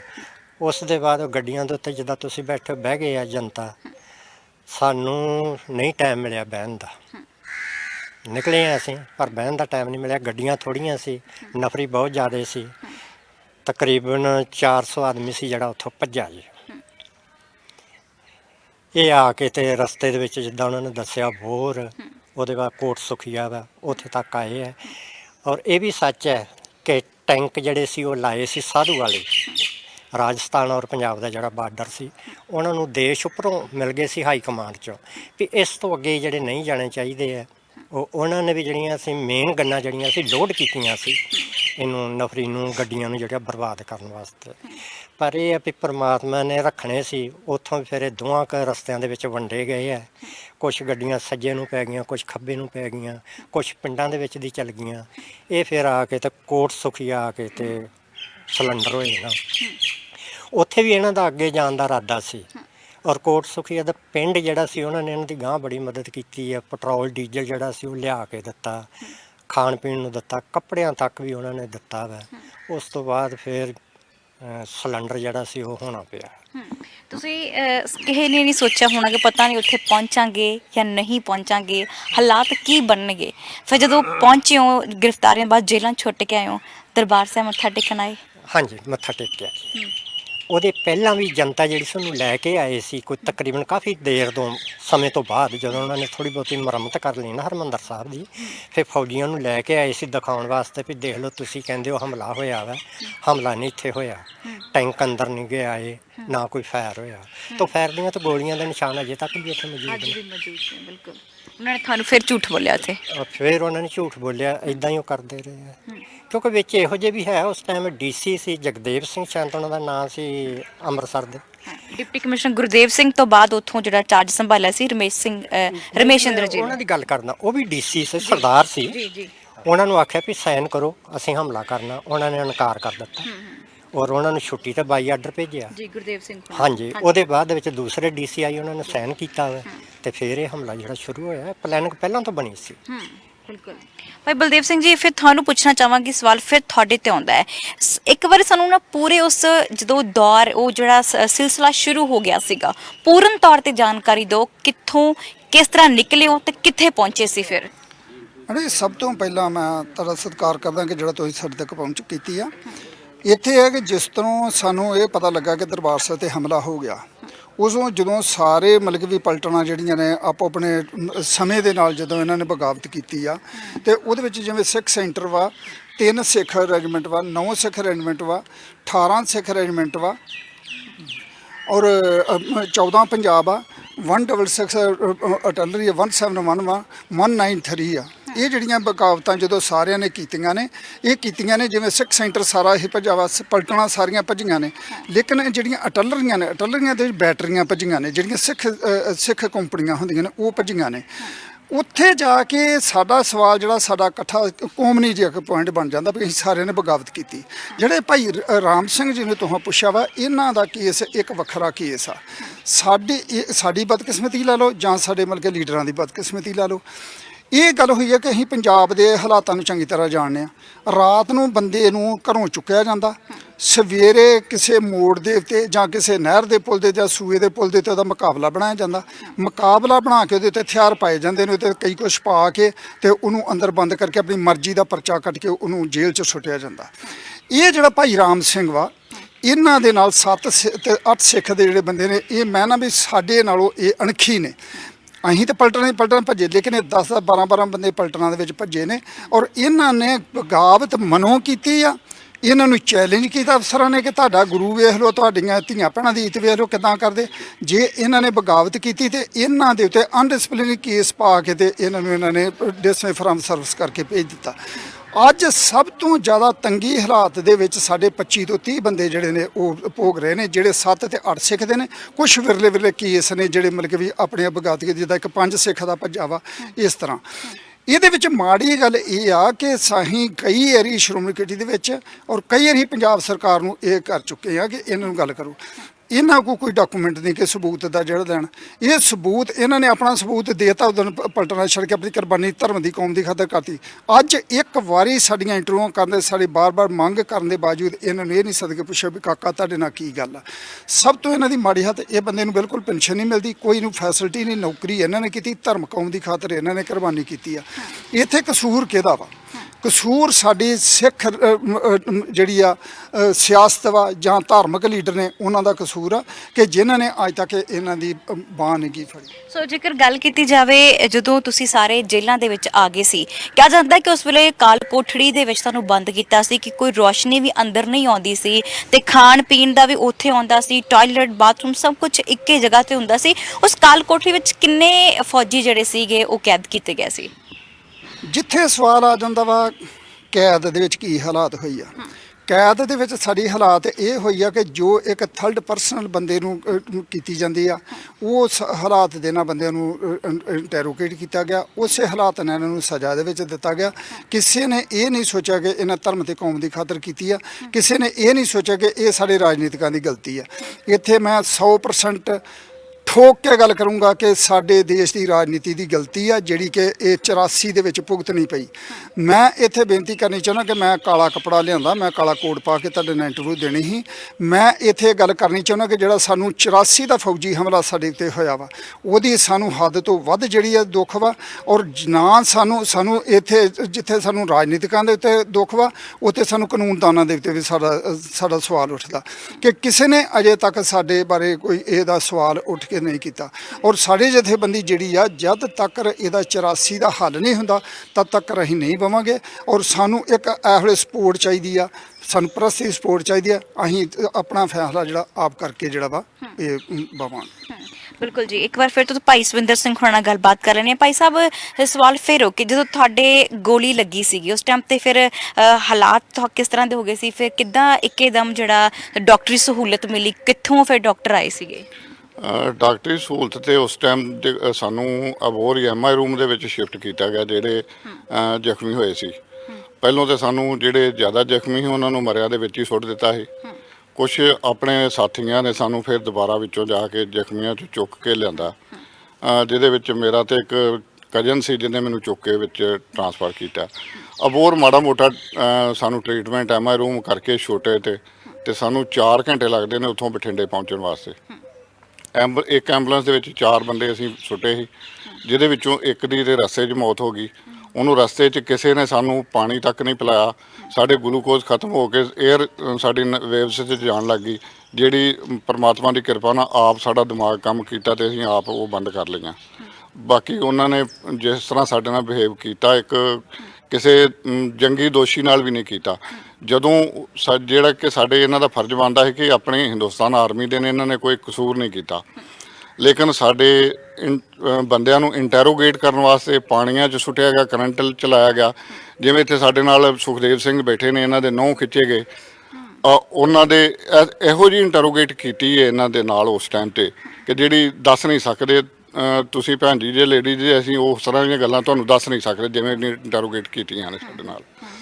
ਇੱਕ ਛੋਟਾ ਕਮਰਾ ਜਿਹਦੇ ਵਿੱਚ 4 ਜਣੇ ਰਹਿ ਸਕਦੇ ਹੋਣ, ਉਹਦੇ ਵਿੱਚ 12 ਬੰਦੇ ਇੱਕ ਬੰਦ ਕੀਤੇ ਹੋਣ। ਉਹਦੇ ਇੱਕ ਸਾਈਡ ਤੇ ਕੋਨੇ ਦੇ ਵਿੱਚ ਇੱਕ ਡੱਬਾ ਰੱਖਿਆ ਹੋਇਆ ਜਿਹਦੇ ਵਿੱਚ ਤੁਸੀਂ ਮਲ ਮੂਤਰ ਵੀ ਆਪਣਾ ਸੁੱਟਣਾ, ਉੱਥੇ ਹੀ ਤੁਹਾਨੂੰ ਰੋਟੀ ਖਿੜਕੀ ਦੇ ਵਿੱਚੋਂ ਦੀ ਅੰਦਰ ਫੜਾਈ ਜਾਣੀ ਹੈ। ਤੇ ਤੁਸੀਂ ਆਪ ਹਾਲਾਤ ਸੋਚੋਗੇ ਕਿ ਜੇ 24 ਘੰਟੇ ਬਾਅਦ ਸਾਡੇ ਲਾਗੋਂ ਮਲ ਮੂਤਰ ਵੀ ਬਾਹਰ ਕੱਢਿਆ ਜਾਏ ਤੇ ਉੱਥੇ ਰਹਿਣਾ ਕਿਸ ਤਰ੍ਹਾਂ ਦੇ ਹਾਲਾਤ ਹੋਣਗੇ ਸਾਡੇ ਵਾਸਤੇ। ਪਰ ਸਾਨੂੰ ਇੱਕ ਗੱਲ ਹੈਗੀ ਹੈ ਕਿ ਸਾਨੂੰ ਆਪਣੇ ਮਾਣ ਸੀ ਕਿ ਅਸੀਂ ਸਿੱਖ ਕੌਮ ਵਾਸਤੇ ਕੁਝ ਕੀਤਾ, ਗੁਰੂ ਗ੍ਰੰਥ ਸਾਹਿਬ ਖਾਤਰ ਕੀਤਾ। ਉਹਨਾਂ ਨੇ ਆਪ ਸਾਡੇ ਤੇ ਹੱਥ ਰੱਖ ਕੇ ਸਾਨੂੰ ਟਾਈਮ ਪਾਸ ਕਰਵਾਇਆ। ਮੈਂ ਤੇ ਉਸ ਟਾਈਮ ਤੇ ਜ਼ਖਮੀ ਸੀ, ਮੈਂ ਹਸਪਤਾਲ ਚਲ ਗਿਆ ਸੀ, ਪਰ ਇਹ ਜਿਹੜੀਆਂ ਮੈਂ ਗੱਲਾਂ ਦੱਸੀਆਂ ਨੇ ਇਹ ਮੇਰੇ ਸਾਥੀਆਂ ਦੇ ਨਾਲ ਹੋਈਆਂ, ਵਾਪਰੀਆਂ ਨੇ। ਮੇਰੇ ਨਾਲ ਵੀ ਨੇ ਸਾਥੀ, ਮੈਂ ਤੁਹਾਨੂੰ ਦੱਸ ਸਕਦਾ ਜੀ। ਗੱਲ ਕਰਦੇ ਉਸ ਟਾਈਮ ਤੁਹਾਡੀ ਉਮਰ ਕਿੰਨੀ ਸੀਗੀ? ਮੇਰੀ ਉਮਰ ਉਸ ਟਾਈਮ ਤੇ ਟੋਟਲ 21 ਸਾਲ ਸੀ। 21 ਸਾਲ। ਹਾਂਜੀ, ਮੇਰੇ ਦਾੜੀ ਨਹੀਂ ਸੀ ਆਈ। ਦਾੜੀ ਲੱਗਣ ਤੋਂ ਆਉਣ ਤੋਂ ਪਹਿਲਾਂ ਹੀ ਮੇਰੇ 4 ਗੋਲੀਆਂ ਲੱਗੀਆਂ ਨੇ, 2 ਇਸ ਤੇ ਜਵਾੜੇ ਤੇ, ਇੱਕ ਅੱਖ ਦੇ ਥੱਲੇ, ਇੱਕ ਮੋਢੇ ਤੇ ਲੱਗੀ ਹੈ। ਮੈਨੂੰ ਆਪਣਾ ਜਿਹੜੀ ਜਵਾਨੀ ਉੱਥੇ ਜਾ ਕੇ ਫੌਜ ਦੇ ਵਿੱਚ ਜੇਲ੍ਹ ਦੇ ਅੰਦਰ ਹੀ ਲੰਘੀ ਹੈ ਮੇਰੀ, ਮੈਨੂੰ ਬਾਹਰ ਕੋਈ ਪਤਾ ਨਹੀਂ ਹੈ। ਤੁਸੀਂ ਕਿੰਨੇ ਸਾਲ ਬਾਅਦ ਫਿਰ ਜੇਲ੍ਹ ਚ ਆਏ ਸੀਗੇ? ਜੇਲ੍ਹ ਤਕਰੀਬਨ ਸਾਨੂੰ ਅੰਡਰ ਐਸਟ 1.5 ਪੌਣੇ 2 ਸਾਲ ਅੰਡਰ ਐਸਟ ਰਹੇ। ਉਸ ਤੋਂ ਬਾਅਦ ਸਾਨੂੰ ਜਿਹੜਾ ਰਾਜੀਵ ਗਾਂਧੀ ਤੇ ਲੌਂਗੋਵਾਲ ਸਮਝੌਤਾ ਹੋਇਆ, ਉਸ ਸਮਝੌਤੇ 'ਚ ਸੁਰਜੀਤ ਸਿੰਘ ਬਰਨਾਲਾ ਤੇ ਲੌਂਗੋਵਾਲ ਨੇ ਪਹਿਲੀ ਸ਼ਰਤ ਰੱਖੀ ਕਿ ਸਾਡੇ ਜਿਹੜੇ ਧਰਮੀ ਫੌਜੀ ਨੇ ਇਹਨਾਂ ਨੂੰ ਬਿਨਾਂ ਸ਼ਰਤ ਰਿਹਾ ਕੀਤਾ ਜਾਏ ਤੇ ਜਿਹੜੇ ਘੱਟ ਗੁਨਾਹ ਵਾਲੇ ਨੇ ਇਹਨਾਂ ਨੂੰ ਦੁਬਾਰਾ ਬਹਾਲ ਕੀਤਾ ਜਾਏ। ਉਸ ਸਮਝੌਤੇ ਦੇ ਮੁਤਾਬਕ ਸਾਨੂੰ ਦੁਬਾਰਾ ਜਿਹੜੇ ਘੱਟ ਸਰਵਿਸ ਵਾਲੇ ਤੇ ਨਵੇਂ ਮੁੰਡੇ ਸੀ ਇਹਨਾਂ ਨੂੰ ਦੁਬਾਰਾ ਬਹਾਲ ਕੀਤਾ ਗਿਆ, ਤੇ ਜਿਹੜੇ ਜ਼ਿਆਦਾ ਗੁਨਾਹ ਵਾਲੇ ਜਿਵੇਂ ਕੁਆਟਰ ਗਾਰਡ ਡਿਊਟੀਆਂ ਵਾਲੇ ਜਾਂ ਕੋਤਾਂ ਤੇ ਡਿਊਟੀਆਂ ਵਾਲੇ ਸੀ ਉਹਨਾਂ ਨੂੰ ਫਿਰ ਲੰਬੀਆਂ ਸਜ਼ਾਵਾਂ ਦੇ ਕੇ ਕੋਰਟ ਮਾਰਸ਼ਲ ਕਰਕੇ 20 ਸਾਲ ਕੈਦ ਦੇ ਕਰਕੇ ਉਹਨਾਂ ਨੂੰ ਸਿਵਲ ਜੇਲ੍ਹ ਕੀਤਾ ਗਿਆ। ਜੇਕਰ ਗੱਲ ਕੀਤੀ ਜਾਵੇ ਤੁਸੀਂ ਵੀ ਮੁੜ ਤੋਂ ਬਹਾਲੀ ਕੀਤੀ ਸੀ ਕਿ ਨਹੀਂ? ਜੀ, ਮੈਂ ਮੁੜ ਤੋਂ ਬਹਾਲੀ ਕਰਕੇ ਮੈਂ ਦੁਬਾਰਾ ਫਿਰ 18 ਸਾਲ ਸਰਵਿਸ ਕੀਤੀ ਹੈ, ਔਰ ਮੈਂ ਦੁਬਾਰਾ ਕਾਰਗਿਲ ਦੀ ਲੜਾਈ ਦੇ ਵਿੱਚ ਵੀ ਪਾਰਟਿਸਿਪੇਟ ਕੀਤਾ ਹੈ। ਮੈਂ ਇੱਥੇ ਇੱਕ ਗਵਰਨਮੈਂਟ ਨੂੰ ਇਹ ਕਹਿਣਾ ਚਾਹੁੰਦਾ ਕਿ ਜੇ ਅਸੀਂ ਧਰਮ ਦੀ ਖਾਤਰ ਕੀਤੇ, ਆਪਾਂ ਬੈਰਕਾਂ ਛੱਡ ਕੇ ਬਗਾਵਤ ਕੀਤੀ ਹੈ, ਤੇ ਜਿੱਥੇ ਦੇਸ਼ ਨੂੰ ਲੋੜ ਪਈ ਹੈ ਫਿਰ ਮੈਂ ਦੁਬਾਰਾ ਕਾਰਗਿਲ ਦੀ ਲੜਾਈ ਦੇ ਵਿੱਚ ਜ਼ਖਮੀ ਹੋਇਆ। ਕਾਰਗਿਲ ਦੀ ਲੜਾਈ ਦੇ ਵਿੱਚ ਜ਼ਖਮੀ ਹੋਏ, ਗੋਲੀ ਲੱਗੀ ਸੀ ਉਸ ਟਾਈਮ ਤੇ? ਨਹੀਂ, ਮੇਰੇ ਉੱਥੇ ਪੈਰਾਸ਼ੂਟ ਤੇ ਡ੍ਰੌਪ ਦੇ ਵਿੱਚ ਮੇਰੇ ਬੈਕ ਸਾਈਡ ਤੋਂ ਬੈਕ ਪੇਨ ਤੋਂ ਮਾਸ ਫਟ ਗਿਆ ਸੀ। ਸੋ ਇੱਕ ਵਾਰ ਮੈਂ ਦੱਸਣਾ ਜ਼ਰੂਰ ਚਾਹਾਂਗੀ ਭਾਈ ਸਵਿੰਦਰ ਸਿੰਘ ਹੁਣਾਂ ਦੀ ਕਹਾਣੀ ਜਿਹੜੀ ਬੜੀ ਦਿਲਚਸਪ ਹੈ, ਕਿਉਂਕਿ ਇਹਨਾਂ ਦੇ ਅੰਦਰ ਉਹ ਜਜ਼ਬਾ, ਹੌਸਲਾ, ਜਨੂਨ ਅੱਜ ਵੀ ਬਰਕਰਾਰ ਹੈ। ਗੱਲ ਕਰਦੇ ਕਿ ਉਸ ਟਾਈਮ ਤੇ ਜਿੱਥੇ ਪਹਿਲਾਂ ਨੇ ਧਰਮੀ ਫੌਜੀ ਬਣ ਕੇ ਜਿੱਥੇ ਆ ਪਹੁੰਚੇ ਸੀਗੇ, ਫਿਰ ਉਸ ਤੋਂ ਬਾਅਦ ਮੁੜ ਬਹਾਲੀ ਹੁੰਦੀ ਹੈ। ਗੱਲ ਕਰਦੇ ਕਿ ਜਿੱਥੇ ਬਾਕੀ ਫੌਜੀ ਉੱਥੇ ਹੋਰ ਮੌਜੂਦ ਸੀ, ਵਿਤਕਰਾ ਹੋਇਆ ਹੋਣਾ ਉੱਥੇ ਤੁਹਾਡੇ ਨਾਲ? ਕੁਛ ਜਗ੍ਹਾ ਤੇ ਸਾਨੂੰ ਮਹਿਸੂਸ ਹੁੰਦਾ ਸੀ, ਲੇਕਿਨ ਮੈਂ ਸਿਗਨਲ ਕੋਰ ਦੇ ਵਿੱਚ ਸੀ।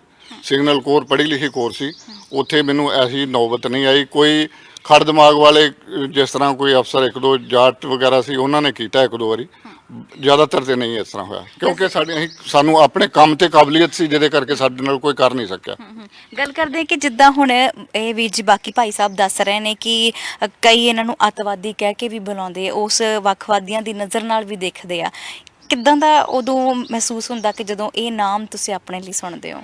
ਇਹ ਨੌਬਤ ਮੇਰੇ ਨਾਲ ਵੀ ਮੈਨੂੰ ਨੌਕਰੀ ਦੌਰਾਨ ਇੱਕ ਕੈਪਟਨ ਸਾਹਿਬ ਨੇ ਮੈਨੂੰ ਅੱਤਵਾਦੀ ਕਿਹਾ ਸੀ, ਤੇ ਪਰਮਾਤਮਾ ਦੀ ਕਿਰਪਾ ਨਾਲ ਮੈਂ ਉਹਦਾ ਮੂੰਹ ਉੱਥੇ ਤੋੜ ਦਿੱਤਾ ਸੀ, ਜਿਹਦੀ ਬਜਾਏ ਮੈਂ ਪ੍ਰਮੋਸ਼ਨ ਵੀ ਉਦੋਂ ਨਹੀਂ ਲੈ ਸਕਿਆ।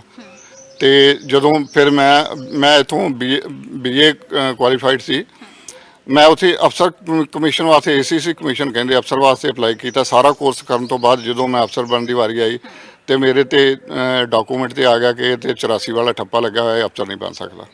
ਫਿਰ ਇਹ ਵੀ ਗੱਲ ਹੋਣੀ ਹੈ ਕਿ ਜਦੋਂ ਹਾਲੇ ਤੁਹਾਡੀ ਉਮਰ ਉਦੋਂ 21 ਸਾਲ ਦੀ, ਵਿਆਹ ਨਹੀਂ ਹੋਇਆ ਹੋਣਾ ਸੀ ਨਹੀਂ ਹਨਾ, ਫਿਰ ਜਦੋਂ ਰਿਸ਼ਤਾ ਆਉਂਦੇ ਹੋਣੇ ਉਦੋਂ ਵੀ ਇਹ ਦਿੱਕਤਾਂ ਦਾ ਸਾਹਮਣਾ ਕਰਨਾ ਪਿਆ ਸੀ?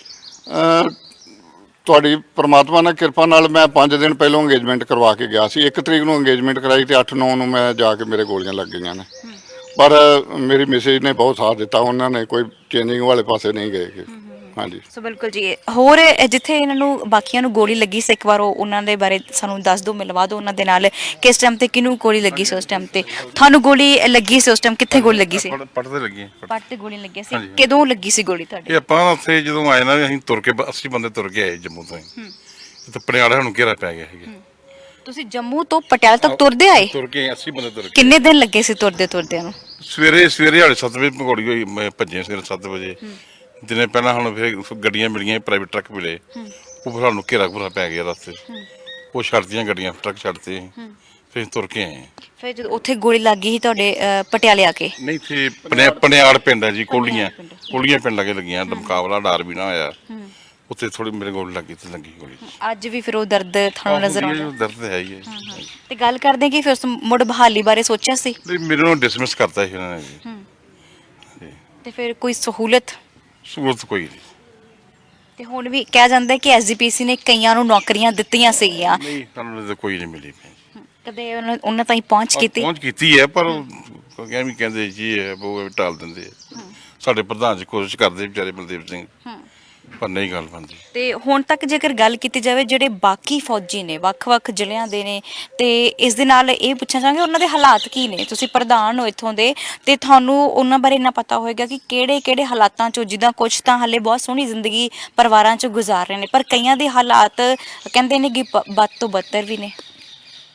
ਸਭ ਤੋਂ ਪਹਿਲਾਂ ਹੁੰਦਾ ਵਾ ਬੰਦੇ ਦਾ ਮਾਣ ਸਤਿਕਾਰ। ਅਨੇਕਾਂ ਕਈ ਤੁਸੀਂ ਪਰਿਵਾਰ ਵੇਖਣ, ਲੱਖਾਂ ਪਤੀ ਹੁੰਦੇ ਨੇ, ਸਰ ਘਰ ਦੇ ਵਿੱਚ ਫੈਸਿਲਿਟੀ, ਲੇਕਿਨ ਉਹਦਾ ਕੋਈ ਸਤਿਕਾਰ ਨਾ ਘਰ 'ਚ ਕਰੇ ਤਾਂ ਬਜ਼ੁਰਗ ਵੱਖਰਾ ਵੱਖਰਾ ਆਪਣੇ ਨੂੰ ਸਮਝਦਾ। ਅਸੀਂ ਆਪਣੀ ਤੰਗੀ ਕੱਟਣ ਨੂੰ ਤਿਆਰ ਹਾਂ। ਅਸੀਂ ਕੌਮ ਦੀ ਕੀਤਾ ਵਾ, ਅਸੀਂ ਆਪਣੀ ਕੱਟਦੇ ਹਾਂ। ਜਦੋਂ ਅਸੀਂ ਭੱਜੇ, ਅਸੀਂ ਉਹਨਾਂ ਨੂੰ ਪੁੱਛ ਕੇ ਨਹੀਂ ਭੱਜੇ। ਸਾਨੂੰ ਦੁੱਖ ਹੈ, ਸਾਡਾ ਕੌਮ ਜਿਹੜੀ ਸਾਡਾ ਸਤਿਕਾਰ ਨਹੀਂ ਕਰਦੇ, ਸਾਡੇ ਸ਼੍ਰੋਮਣੀ ਕਮੇਟੀ ਦੇ ਵਾਰਸ। ਲੇਕਿਨ ਜੇਕਰ ਸਾਨੂੰ ਵਾਰਸ ਨਾ ਪੁੱਛਣਗੇ, ਸਾਨੂੰ ਕਾਂਗਰਸ ਪੁੱਛੇਗੀ ਜਿਹਨੇ ਹਮਲਾ ਕੀਤਾ। ਸਾਨੂੰ ਜਿਹੜੀ ਤੰਗੀ ਆ, ਇਹ ਤੰਗੀ ਸਾਡੇ ਰਾਜਨੀਤਿਕਾਂ ਨੂੰ ਤੇ ਸਾਡੇ ਧਾਰਮਿਕ ਲੀਡਰਾਂ ਨੂੰ ਪੁੱਛਣ ਦੀ ਲੋੜ ਆ ਵੀ ਤੁਹਾਨੂੰ ਤੰਗੀ ਕੀ ਆ। ਮੈਂ ਦਵਾਈਆਂ ਦਿੰਦਾ ਕਿ ਆਓ ਜਾ ਕੇ ਇਹਨਾਂ ਦੀ ਹਾਲਤ ਵੇਖੋ। ਇਹਨਾਂ ਦਾ ਫਰਜ਼ ਵਾ ਸਦਨ ਤੰਗੀ ਦੇ ਵਿੱਚ ਕੱਟ ਰਹੇ ਨੇ। ਅਸੀਂ ਕਈ ਬੰਦੇ ਬਹੁਤ ਜ਼ਿਆਦਾ ਸੌਖੇ ਨੇ, ਜਿਹੜੇ ਸੌਖੇ ਨੇ ਆਪਣੇ ਸਟੈਂਡ ਲੈ ਕੇ ਸੌਖੇ ਨੇ। ਸਾਨੂੰ ਕਿਸੇ ਨੇ ਫੈਸਿਲਿਟੀ ਨਹੀਂ ਦਿੱਤੀ ਕਿ ਅਸੀਂ ਸੌਖੇ ਹਾਂ। ਲੇਕਿਨ ਜਿਹੜੇ ਗਰੀਬ ਨੇ, ਹੱਦ ਤੋਂ ਵੱਧ ਗਰੀਬ ਨੇ, ਔਰ ਉਹਨਾਂ ਨੂੰ ਵੇਖਣ ਦੀ ਲੋੜ ਆ, ਜਿਨ੍ਹਾਂ ਦਾ ਸ਼੍ਰੋਮਣੀ ਕਮੇਟੀ ਨਾਂ ਲੈ ਕੇ ਖੁਸ਼ ਨੇ। ਇਸ ਤਰ੍ਹਾਂ ਇਹਦੇ ਵਿੱਚ ਇੱਕ ਮੈਂ ਚੀਜ਼ ਤੁਹਾਨੂੰ ਹੋਰ ਦੱਸਣੀ ਚਾਹੁੰਦਾ ਕਿ ਸਾਡੇ ਜਿਵੇਂ ਸਾਰੇ ਧਰਮੀ ਫੌਜੀ ਨੇ, ਕੁਛ ਨੂੰ ਸ਼੍ਰੋਮਣੀ ਕਮੇਟੀ ਵਾਲਿਆਂ ਸਰਵਿਸ ਦਿੱਤੀ, ਕੁਛ ਨੂੰ ਲੌਂਗੋਵਾਲ ਤੇ ਬਰਨਾਲਾ ਸਰਕਾਰ ਨੇ ਜਿਹੜੀ FCI ਦੇ ਵਿੱਚ ਨੌਕਰੀ ਦਿੱਤੀ, ਔਰ ਕੁਛ ਸਾਡੇ ਗਿਣੇ ਚੁਣੇ ਬੰਦੇ ਇਹੋ ਜਿਹੇ ਨੇ, ਜਿਵੇਂ ਮੇਰੇ ਲਾਗੇ ਸਬੂਤ ਦੇ ਤੌਰ ਤੇ ਸਰਦਾਰ ਮੇਵਾ ਸਿੰਘ ਆ। ਇਹਨਾਂ ਨੂੰ ਕਿਸੇ ਪਾਸਿਓਂ ਨਾ ਤੇ ਨੌਕਰੀ ਮਿਲੀ ਹੈ, ਔਰ ਨਾ ਕਿਸੇ ਪਾਸਿਓਂ ਇਹਨਾਂ ਨੂੰ ਕੋਈ ਕਿਸੇ ਤਰ੍ਹਾਂ ਦੀ ਮਦਦ ਮਿਲੀ ਹੈ। ਹੁਣ ਉਹਨਾਂ ਦਾ ਆ ਕੇ ਤੇ ਪਰਿਵਾਰਕ ਤੌਰ 'ਤੇ ਉਹਦਾ ਬੇਟਾ ਬਾਹਰ ਗਿਆ ਤੇ ਉਹਨਾਂ ਦਾ ਗੁਜ਼ਾਰਾ ਠੀਕ ਚੱਲਣ ਲੱਗਿਆ। ਲੇਕਿਨ ਇਹੋ ਜਿਹੇ ਸਾਡੇ ਧਰਮੀ ਫੌਜੀ ਨੇ ਜਿਨ੍ਹਾਂ ਦੇ ਬਹੁਤ ਹੀ ਹਾਲਾਤ ਮਾੜੇ, ਅਜੇ ਵੀ ਤੱਕ ਵੀ ਮਾੜੇ ਨੇ, ਉਹਨਾਂ ਨੂੰ ਕਿਸੇ ਪਾਸਿਓਂ ਕੋਈ ਮਦਦ ਨਹੀਂ ਮਿਲੀ। ਔਰ ਮੈਂ ਇੱਕ ਗੱਲ ਇਹ ਕਹਿਣੀ ਚਾਹੁੰਦਾ ਕਿ ਅਸੀਂ ਇਹ ਨਹੀਂ ਇਸ ਕਰਕੇ ਨਹੀਂ ਤੁਹਾਨੂੰ ਦੱਸ ਰਹੇ ਕਿ ਸਾਨੂੰ ਕਿਸੇ ਪਾਸਿਓਂ ਮਦਦ ਮਿਲੇ, ਕਿਉਂਕਿ ਆਪਾਂ ਜਦੋਂ ਆਪਣੀਆਂ ਨੌਕਰੀਆਂ ਛੱਡੀਆਂ ਸੀ ਔਰ ਬਿਨਾਂ ਸ਼ਰਤ ਅਸੀਂ ਕੁਰਬਾਨੀ ਕਰਨ ਵਾਲੇ ਪਾਸੇ ਚੱਲੇ ਸੀ। ਅਸੀਂ ਇਹ ਨਹੀਂ ਸੀ ਸੋਚਿਆ ਕਿ ਸਾਨੂੰ ਬਾਅਦ ਦੇ ਵਿੱਚ ਨੌਕਰੀਆਂ ਮਿਲਣਗੀਆਂ, ਸਾਨੂੰ ਬੜੇ ਬੜੇ ਅਹੁਦੇ ਮਿਲਣਗੇ, ਸਾਨੂੰ ਸਿੱਖ ਕੌਮ ਬੜਾ ਸਿਰ ਤੇ ਚੜਾਏਗੀ। ਲੇਕਿਨ ਇਹ ਕਹਿੰਦੇ ਆ ਕਿ ਜਿਨ੍ਹਾਂ ਦਾ ਫਰਜ਼ ਬਣਦਾ, ਸਾਡੇ ਕੌਮ ਦੀਆਂ ਕੁਰਬਾਨੀਆਂ ਬਾਰੇ ਫਰਜ਼ ਬਣਦਾ, ਉਹਨਾਂ ਨੂੰ ਜਾਗਰੂਕ ਜ਼ਰੂਰ ਹੋਣਾ ਚਾਹੀਦਾ ਕਿ ਇਹ ਇੱਕ ਅਣਗੌਲੇ ਧਰਮੀ ਫੌਜੀ ਨੇ, ਇਹਨਾਂ ਨੂੰ ਜ਼ਰੂਰ ਸਾਰ ਲਈ ਜਾਵੇ ਤੇ ਇਹਨਾਂ ਨੂੰ ਪੁੱਛਿਆ ਜਾਵੇ। ਜੀ ਬਿਲਕੁਲ ਜੀ। ਇਹਨਾਂ ਨੇ ਇੱਕ ਆਪਣੀ ਇਹੀ ਮੰਗ ਰੱਖੀ ਹੈ ਕਿ ਇੱਕ ਤਾਂ ਇਹਨਾਂ ਦਾ ਜਿਹੜਾ ਨਾਮ ਹੈ ਅਰਦਾਸ ਵਿੱਚ ਸ਼ਾਮਲ ਕੀਤਾ ਜਾਵੇ, ਤੇ ਦੂਸਰਾ ਜਿਹੜੇ ਅੱਜ ਵੀ ਬਹੁਤ ਸਾਰੇ ਜਿਹੜੇ ਧਰਮੀ ਫੌਜੀ ਨੇ ਜਿਨ੍ਹਾਂ ਦੇ ਪਰਿਵਾਰਕ ਤੌਰ ਤੇ ਜਿਨ੍ਹਾਂ ਦੇ ਆਰਥਿਕ ਹਾਲਾਤ ਬੜੇ ਮਾੜੇ ਨੇ, ਉਹਨਾਂ ਦੇ ਲਈ ਇਹਨਾਂ ਨੇ ਮਦਦ ਦੀ ਮੰਗ ਕੀਤੀ। ਹਾਲਾਂਕਿ ਇਹਨਾਂ ਨੇ ਇਹ ਗੱਲ ਵੀ ਸਾਫ਼ ਕਰ ਦਿੱਤੀ ਹੈ ਕਿ ਇਹਨਾਂ ਦੀ ਜਿਹੜੀ ਕੁਰਬਾਨੀ ਆ ਉਹ ਬੇਕਾਰ ਨਾ ਜਾਵੇ, ਤੇ ਨਾਲ ਦੀ ਨਾਲ ਇਹਨਾਂ ਨੇ ਇਹ ਵੀ ਕਿਹਾ ਹੈ ਕਿ ਇਹਨਾਂ ਨੇ ਕੁਝ ਸੋਚ ਕੇ ਜਾਂ ਆਉਣ ਵਾਲੇ ਸਮੇਂ ਦੇ ਵਿੱਚ ਇਸ ਤਰ੍ਹਾਂ ਤੁਹਾਡੇ ਅੱਗੇ ਸਾਰਿਆਂ ਦੇ ਸਰਕਾਰ ਦੇ ਅੱਗੇ ਮੰਗਾਂ ਰੱਖਣ ਦੇ ਲਈ ਇਹਨਾਂ ਨੇ ਉਸ ਵੇਲੇ ਬਗਾਵਤ ਨਹੀਂ ਕੀਤੀ ਸੀ। ਇਹਨਾਂ ਨੇ ਆਪਣੇ ਧਰਮ ਦੇ ਲਈ ਇਹ ਵੱਡੀ ਜਿਹੜੀ ਕੁਰਬਾਨੀ ਦਿੱਤੀ ਸੀ। ਪਰ ਇਸ ਤੋਂ ਨਾਲ ਹੀ ਜਿੱਥੇ ਅਸੀਂ ਇਹਨਾਂ ਫੌਜੀ ਵੀਰਾਂ ਦੇ ਨਾਲ ਗੱਲਬਾਤ ਕੀਤੀ ਹੈ, ਇੱਥੇ ਹੀ ਹੁਣ ਅਸੀਂ ਤੁਹਾਨੂੰ ਇੱਕ ਐਸੀ ਮਾਂ ਦੇ ਨਾਲ ਵੀ ਮਿਲਾਵਾਂਗੇ ਜਿਸ ਨੇ ਆਪਣਾ ਪੁੱਤ ਗਵਾ ਲਿਆ ਸੀ।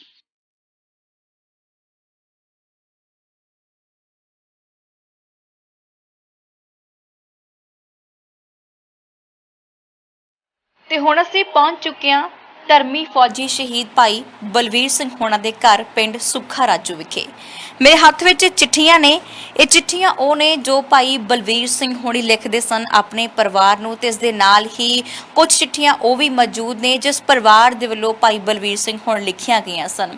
ਜਦੋਂ ਸ਼ਹੀਦ ਹੁੰਦੇ ਨੇ ਉਹਨਾਂ ਦੀ ਲਾਸ਼ ਤਾਂ ਇਸ ਘਰ ਵਿੱਚ ਨਹੀਂ ਪਹੁੰਚਦੀ, ਪਰ ਫੁੱਲ ਜ਼ਰੂਰ ਆਉਂਦੇ ਨੇ, ਕੁਝ ਸਮਾਨ ਜ਼ਰੂਰ ਇੱਥੇ ਪਹੁੰਚਦਾ ਹੈ ਸਾਡੇ ਤਾਈਂ। ਸੋ ਇੱਕ ਬਕਸਾ ਵੀ ਇੱਥੇ ਮੌਜੂਦ ਹੈ ਜਿਹਦੇ ਵਿੱਚ ਉਹਨਾਂ ਦੀਆਂ ਨਿਸ਼ਾਨੀਆਂ ਵੀ ਆ। ਤੁਹਾਨੂੰ ਅਸੀਂ ਇੱਕ ਫਰੇਮ ਦੇ ਵਿੱਚ ਉਹ ਨਿਸ਼ਾਨੀਆਂ ਵੀ ਜ਼ਰੂਰ ਦਿਖਾਉਂਦੇ ਚੱਲਾਂਗੇ। ਪਰ ਅੱਜ ਸਾਡੇ ਨਾਲ ਭਾਈ ਸਾਹਿਬ ਦਾ ਪਰਿਵਾਰ ਮੌਜੂਦ ਹੈ।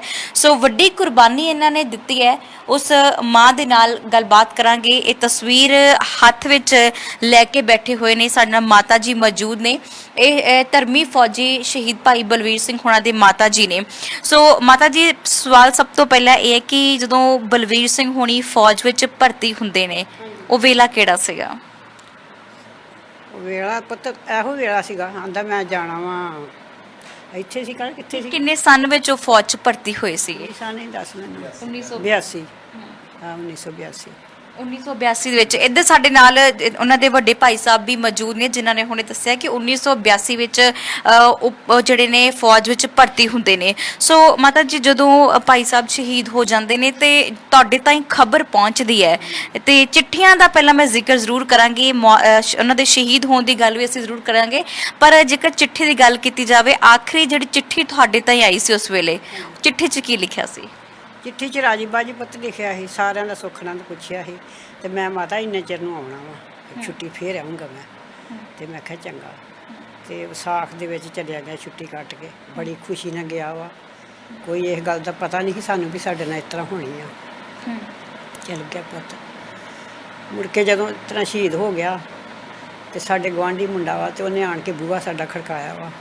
10 ਕੁ ਦਾ ਟਾਈਮ ਹੈ, ਤੇ ਪਾਪਾ ਕਹਿੰਦਾ ਮੇਰੇ ਨਾਲ ਲੱਕ ਨੂੰ ਬੜੀ ਪੀੜ ਹੁੰਦੀ, ਮੈਨੂੰ ਚਾਹ ਬਣਾ ਦਿਓ, ਮੈਂ ਗੋਲੀ ਖਾਣੀ ਆ। ਲੱਕ ਤੇ ਪਹਿਲਾਂ ਟੁੱਟ ਗਏ ਸੀ। ਮੈਂ ਚਾਹ ਬਣਾਈ ਤੇ ਗੁੱਡੀ ਮੇਰੇ ਨਹਾਉਣ ਰਹੀ ਆ, ਤੇ ਉਹਨੇ ਆਵਾਜ਼ ਮਾਰੀ ਮੁੰਡੇ ਨੇ ਵੀ ਤਾਈ ਜੀ ਬੂਹਾ ਖੋਲ੍ਹੋ।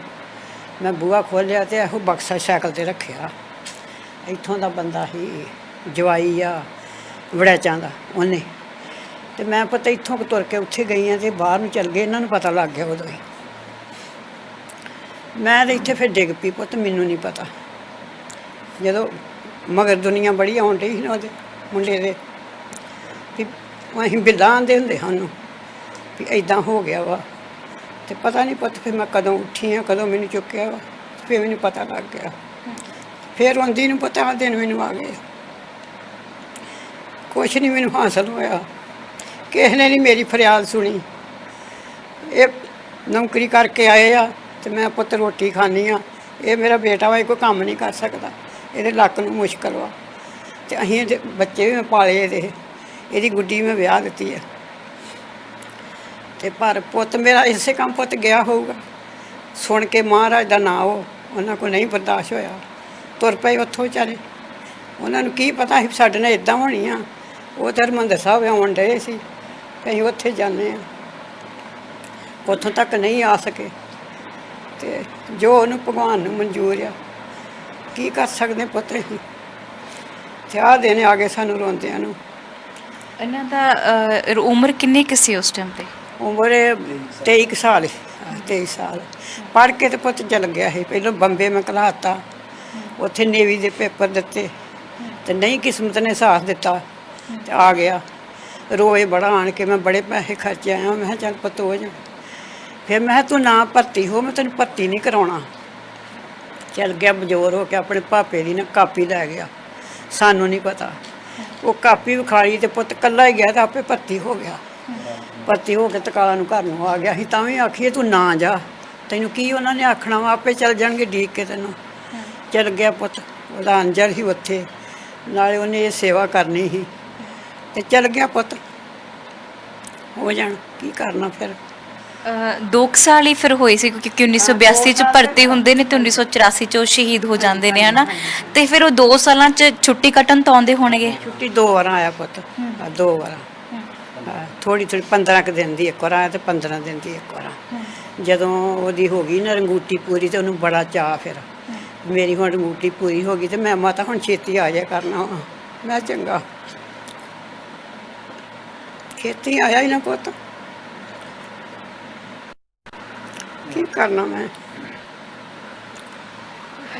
ਇਹ ਬੁੱਢੀ ਮਾਂ ਅੱਜ ਵੀ ਆਪਣੇ ਹੱਥਾਂ 'ਚ ਤਸਵੀਰ ਲੈ ਕੇ ਆਪਣੇ ਪੁੱਤ ਨੂੰ ਯਾਦ ਕਰਦੀ ਹੈ। ਸਿਰਫ ਇੱਕ ਤਸਵੀਰ ਹੀ ਰਹਿ ਗਈ ਹੈ ਤੇ ਕੁਝ ਯਾਦਾਂ ਰਹਿ ਗਈਆਂ, ਕੁਝ ਚਿੱਠੀਆਂ ਰਹਿ ਗਈਆਂ, ਇੱਕ ਬਕਸਾ ਰਹਿ ਗਿਆ ਜਿਹਦੇ ਵਿੱਚ ਭਾਈ ਬਲਵੀਰ ਸਿੰਘ ਹੁਣਾਂ ਦੇ ਕੁਝ ਕੱਪੜੇ ਨੇ ਤੇ ਇੱਕ ਉਹਨਾਂ ਦੇ ਉਹ ਜਿਹੜਾ ਲੈਟਰ ਇੱਥੇ ਆਉਂਦਾ ਹੈ ਕਿ ਉਹ ਸ਼ਹੀਦ ਹੋ ਚੁੱਕੇ ਨੇ। ਇਸ ਪਰਿਵਾਰ ਨੂੰ ਉਦੋਂ ਇਨਫੋਰਮੇਸ਼ਨ ਮਿਲਦੀ ਹੈ ਕਿ ਉਹ ਸ਼ਹੀਦ ਹੋ ਗਏ, ਪਹਿਲਾਂ ਇਹਨਾਂ ਨੂੰ ਕਿਸੇ ਨੂੰ ਪਤਾ ਨਹੀਂ ਲੱਗਦਾ ਕਿ ਉਹ ਸ਼ਹੀਦ ਹੋ ਗਏ ਨੇ।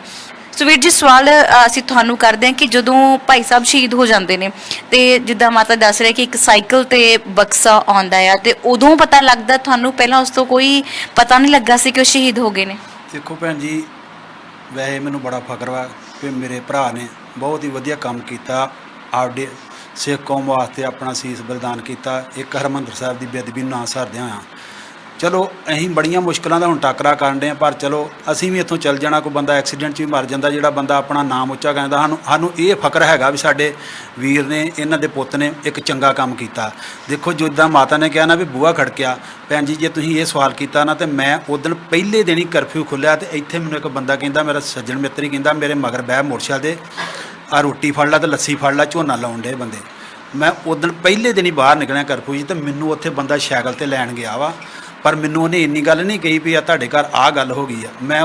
ਉਹਨਾਂ ਨੇ ਮੈਨੂੰ ਕਹਿੰਦਾ ਵੀ ਮੋਟਰਸਾਈਕਲ ਲੈ ਜਾ। ਮੈਂ ਉਸ ਟਾਈਮ ਮੋਟਰਸਾਈਕਲ ਨਹੀਂ ਜਾਣਦਾ, ਮੈਂ ਸਾਈਕਲ ਜਾਣਦਾ। ਮੈਂ ਉਸੇ ਮੁੰਡੇ ਕੋਲ ਸਾਈਕਲ ਦਾ ਫੜਿਆ ਤੇ ਕਹਿੰਦਾ ਨਹੀਂ ਤੂੰ ਨਾ ਚਲਾ, ਮੈਂ ਤੇਰੇ ਮਗਰ ਬਹਿ ਜਾ। ਮੈਂ ਨਹੀਂ ਯਾਰ, ਤੈਨੂੰ ਮੈਂ ਆਪ ਚਲਾ ਕੇ ਖੜਨਾ।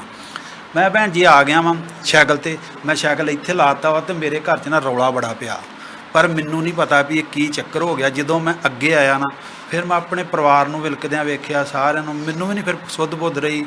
ਖੈਰ ਫਿਰ ਮੈਂ ਚਲੋ ਜੋ ਭਾਣਾ ਸੀ ਉਹ ਤਾਂ ਮੰਨਣਾ ਪੈਣਾ ਸੀਗਾ, ਤੇ ਹੌਸਲਾ ਦਿੰਦੇ ਰਹੇ ਮਾਤਾ ਨੂੰ ਵੀ। ਪਰ ਮੈਂ ਵੀ ਉਹਨਾਂ ਦੀ ਸ਼ਹੀਦੀ ਕਾਰਨ ਮੈਂ ਵੀ ਅਪਸੈਟ ਹੋਇਆ। ਜਿਹੜੀ ਉਹਨਾਂ ਆਖਰੀ ਚਿੱਠੀ ਪਾਈ ਆ ਨਾ, ਉਹਦੇ 'ਚ ਲਾਈਨਾਂ ਤੁਸੀਂ ਕੱਢ ਕੇ ਵੇਖ ਲਓ।